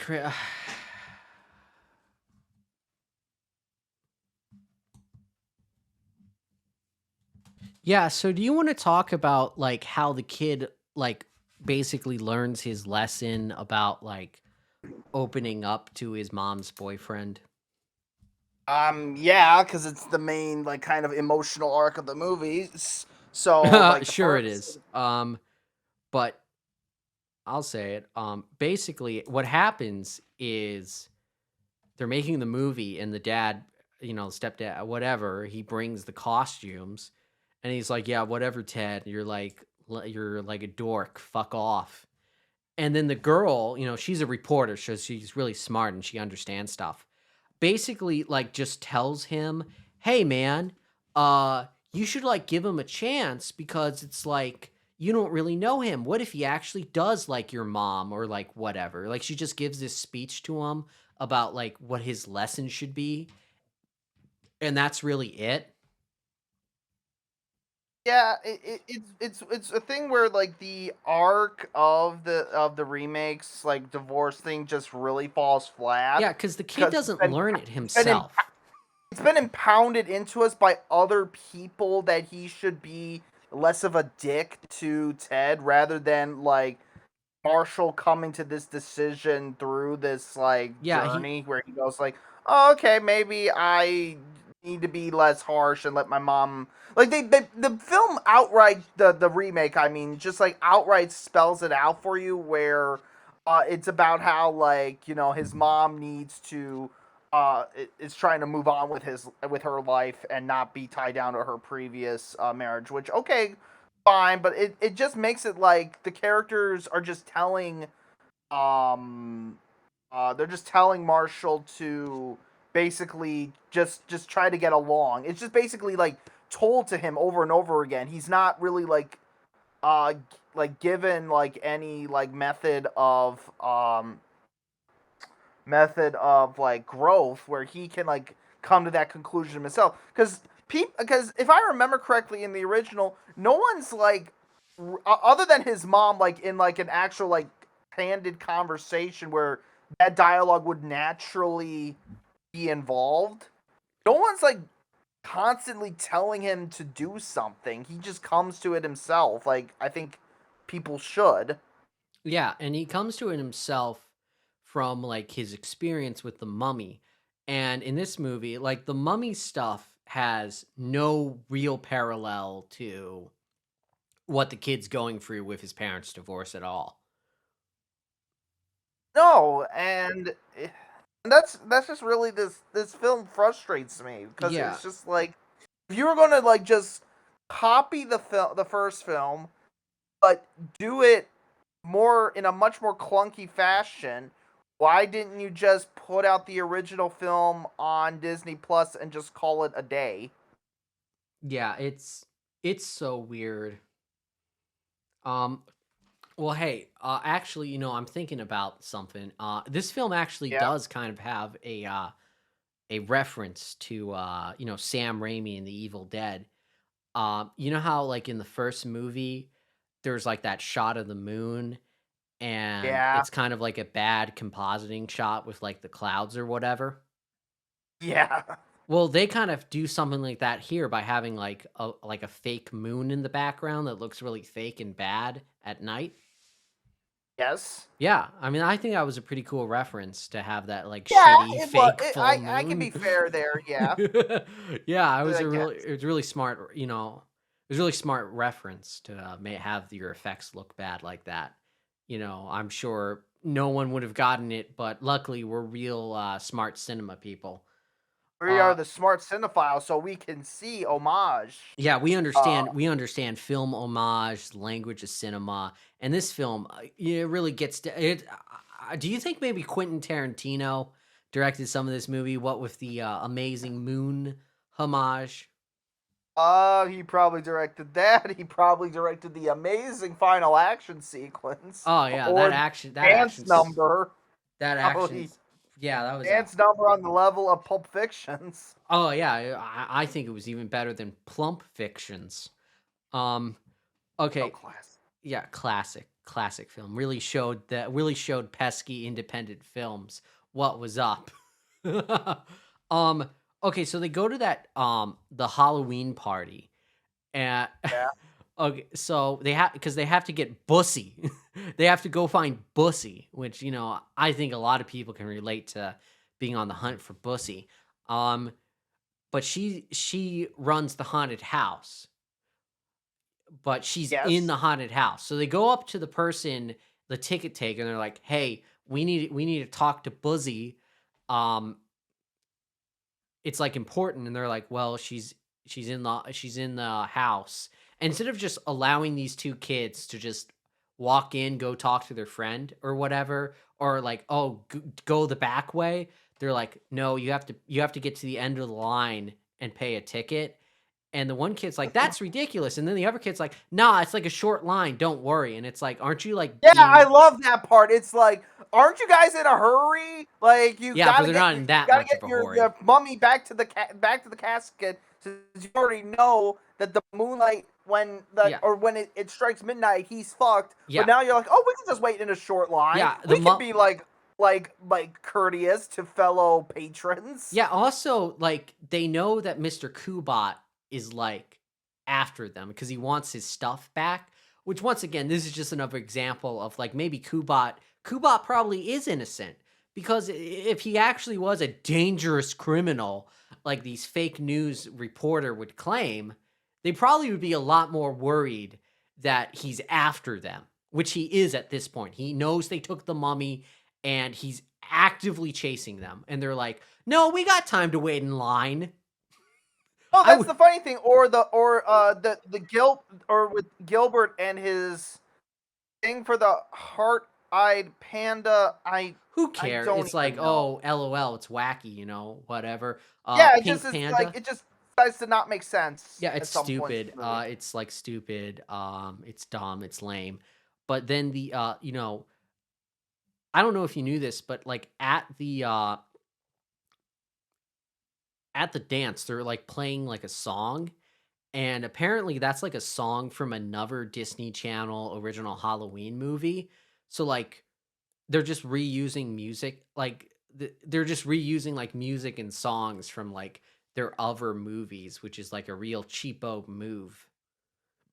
Yeah, pretty much. Like a lot, and that's the thing with a lot of this film just like even by its TV or made for streaming in this case, I don't know standards. It looks so fucking cheap. It looks so cheap, it looks so bad. Uh and it's just like, you know, there's like a scene where the mummy, where he first learns to dance, he's watching like this video of dancing skeletons, and you can kind of tell that they're trying to replicate, they're copying spooky, scary skeletons. Pretty And much. it's just, but they don't use the song. I'm pretty sure Spooky Scary Skeletons just uses like public domain animation. I think that's even Disney public domain animation. I'm not sure, but it's just public domain animation, so they could just use it themselves. And it's like the song is like made by a YouTube guy, I'm pretty sure. So it's like, why couldn't you just get the rights to use it there? Like, how much could that have possibly cost? Maybe $10,000, maybe Like even it less. might, it may have been, it is most likely absolutely nothing. Yeah, I mean, this is a multi-billion-dollar company that owns everything. They're the white slavers, for crying out loud. You're telling me they can't afford spooky, scary skeletons to be in their song, in their movie? Come on. Yeah, it's crazy. So the mummy dances, which I think the dancing sucks. What about you? Again, I was just waiting for the thing to goddamn end. I already saw the scene as just a manner in which they can put in a song, put in like social media, Oh yeah, gotta get go. pandering for the Did, kids, yeah, and he went then viral on social media. They saw this yeah, picture I of a love how they guy. said it viral on social media. Where specifically What in social social media? media? But also, it's like, whoa, a guy's dancing at a Halloween party in a costume. Whoa, hey, honey, get in here, get in here. I'm about to show you something you ain't never seen before. It's like dumb. It's like that. Yeah, it's just this weird like you can obviously tell that nobody knows like when it's They don't especially know what like viral means. they don't yeah they They're like old. viral does not mean anymore the thing that they thought it means. They're still basing it off of 20 years ago. Oh yeah, maybe even that. They might not even know what the internet is, if I'm being honest.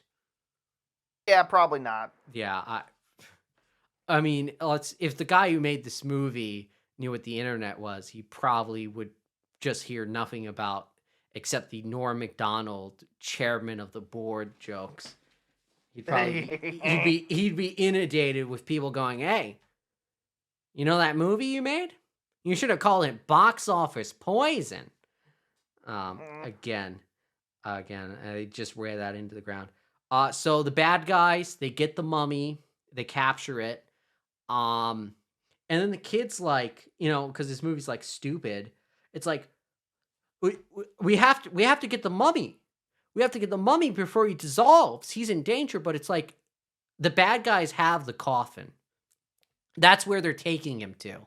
It's like you don't have to worry about him getting dissolved because they're gonna put him in the coffin. Because they want to sell him and they know about the mummy curse. They know how it works or whatever. So it's just like a stupid thing. He couldn't have just said, we have to get them because they're bad guys or whatever. But because this movie's stupid, they have to remind you, oh no, if the mummy doesn't get in his thing by midnight, he'll die or whatever. It's just a dumb movie. So they get there, and you remember how we said in the first movie they didn't have Home Alone bullshit? Yeah, and then here they have Home Yeah, that's Alone got right, baby. We got some Home Alone bullshit. Guy gets sprayed with stuff or whatever. People knocked down. That happens. I mean, you seem to really hate this. Can you take it from here? um uh set me up so that I can then like go as hard as I want to go. Set you. Okay, Okay. cool. Well, tell me how you thought of, like, what'd you think of like the effects? Well, it was made in 2021 or released in 2021, so it was either made around the pandemic or was made slightly before. But it is, I have to acknowledge it as made for streaming in this case or made for TV. I don't know. And they obviously look like ass, but I'm not really expecting something with that type of, quality marker to have the best integration of CGI. But it's still pretty ass. Yeah, something I realized is that, so they get the mummy free and then the mummy beats up the goons. And like he kills the goon. Like the mummy tosses a lady through like concrete blocks. Like that lady's dead. He tosses another guy. He's dead.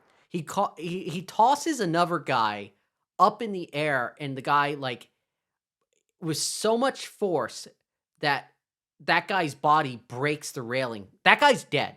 like that guy is dead. He's basically like, I mean, this mummy's basically like homelandering people, just like casually using his super strength to murder them. It's like crazy. Like, I mean, I understand, right? It's kids, but it's like I'm pretty sure kids know that like if you tossed a guy into a concrete wall, that's gonna fuck them up.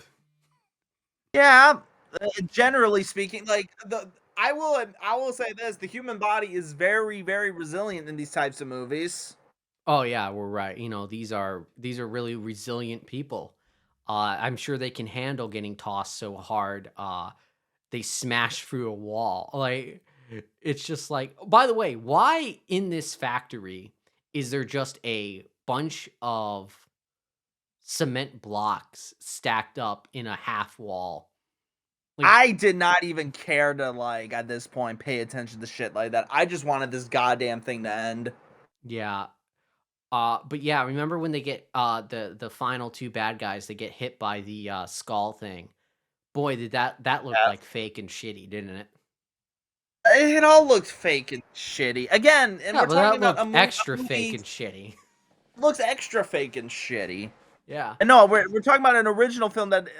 See, this is the thing. It's like I feel like it's like if I was talking about this, you know, to anyone else, you would think this film is besmirching some all-time classic. But no, it's just shit. Yeah, it's you know, cause cause I've watched a couple Disney Channel original movies. Like, I remember one. It was like Minutemen, and it was like cheap, but like since it was just people at a high school, it like the few times they actually had like effects and stuff, or they had like a stunt, it didn't look like complete ass because it's just like, okay, cool. It's just one scene in this movie. Everything else is just kind of basic. So it's not the worst thing ever, but this movie I guess has a lot more. So you have to spread that out some, and it just looks bad. I think they went kind of extra cheap on this movie, and with like the story, it's like you really shouldn't have. I don't know, dude. I also I really it's like I'm really struggling. I just saw something funny.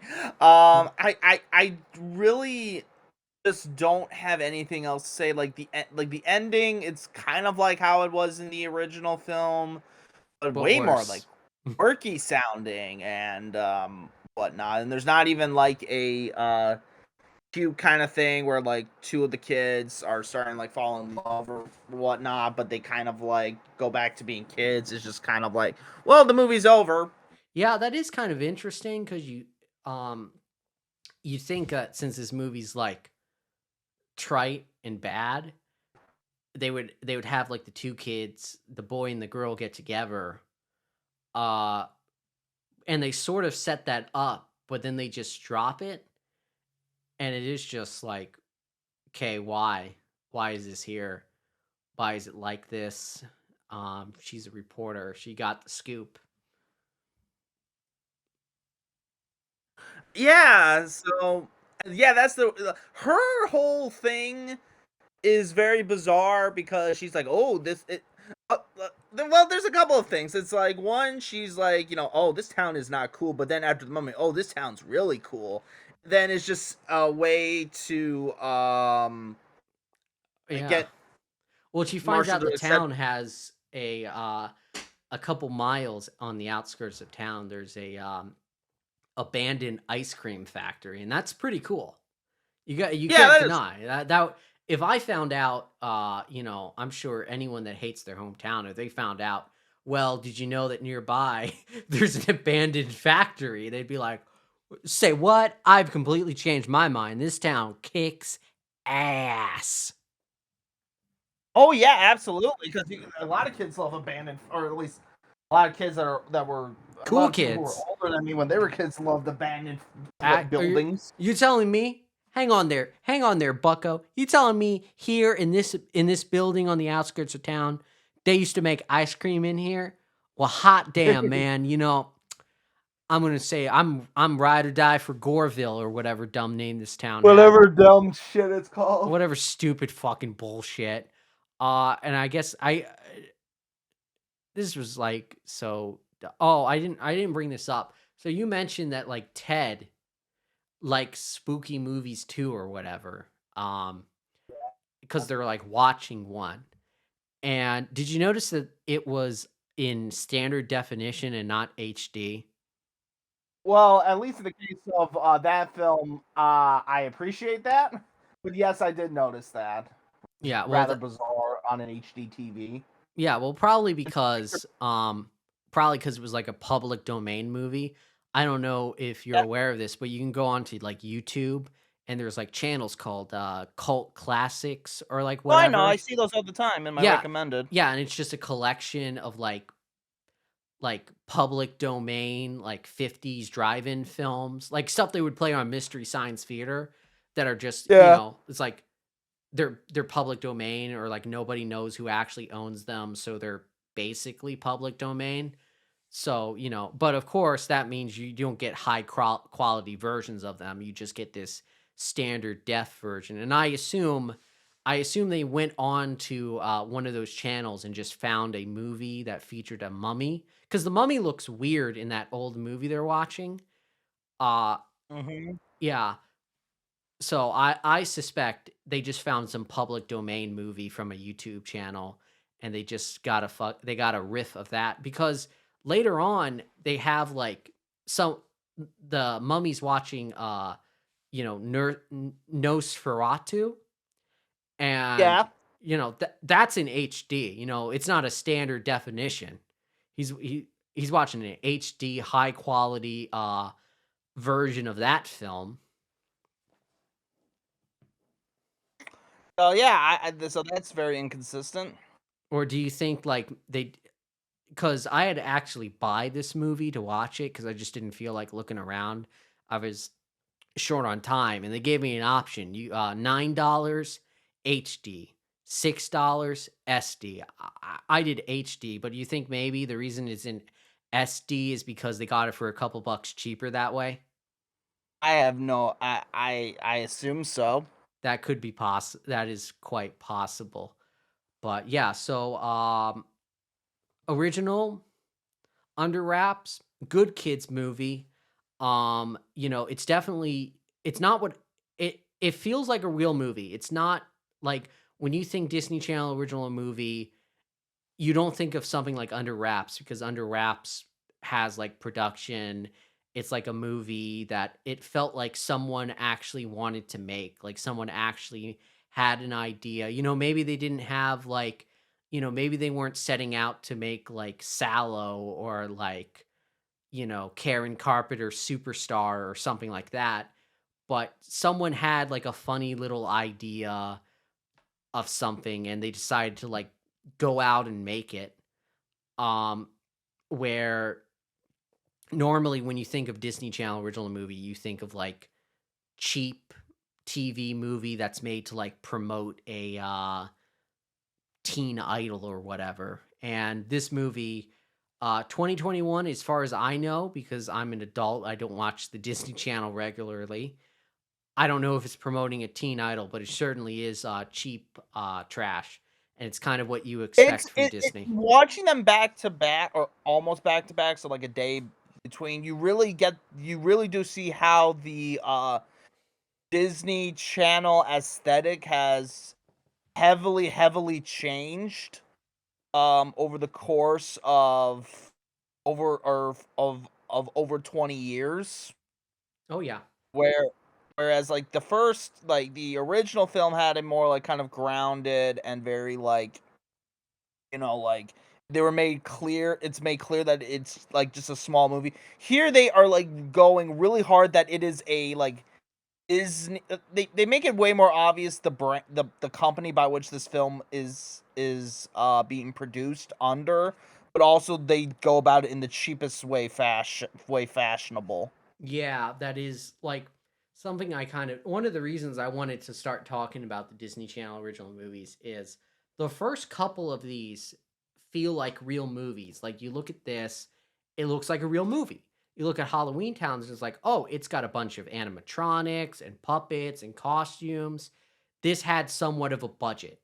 You look at something, there's one called like House Mom or something, and Yeah. it stars the lady that voices Leela, you know? I'm blanking on her name, but she was Oh, also okay. yeah, she married the Married with Children lady. She's also in Sons of Anarchy. She's like a real actress that like people recognize, and here she is in this Disney Channel original movie, House Mom or whatever. And it's like that's like a real movie. You know, they're kids movies and maybe they're not the best, but you look at those and you do think real movie. You look at something like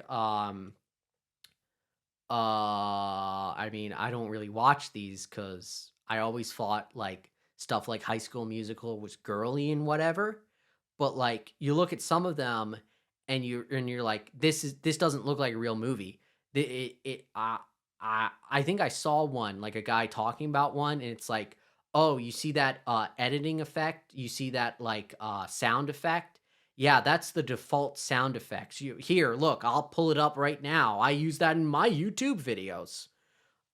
Yeah, it's very like if you were to like match them, like let's say like you have the film experience, like a greater like film experience and whatnot, and you go back and you watch like some of the Disney Channel like movies, at least stuff that I was what that I came across when I was a kid, then you kind of really see like, oh, this is definitely made for like a TV network.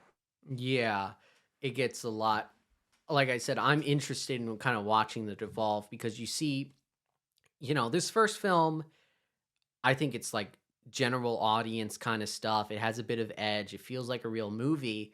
And then we'll see it slowly declines. It slowly declines. They look worse and worse. They're more sanitized. They're also more for the like tween girl demographic. They're less kind of general entertainment. And of course that, I find that interesting because that whole like shift from like more general audience to like tween girl made them kind of like lose connection to like the boy demographic. And to get that back, we mentioned it, they bought Marvel Comics to try to like, oh, Yeah. boys like comic books, let's buy that. And that got their hands into the MCU, which was already going on. And we've kind of seen that like the MCU has gotten progressively worse, and it's gotten progressively worse probably as a result of Disney getting more creative control. And of course, Disney does things like they use the power of their like box office, their blockbusters to be like, no, you're not going to give this film IMAX screens. You're not going to give this film screens. We don't care if it's Tarantino. You're going to play Force Awakens on every screen. Yeah.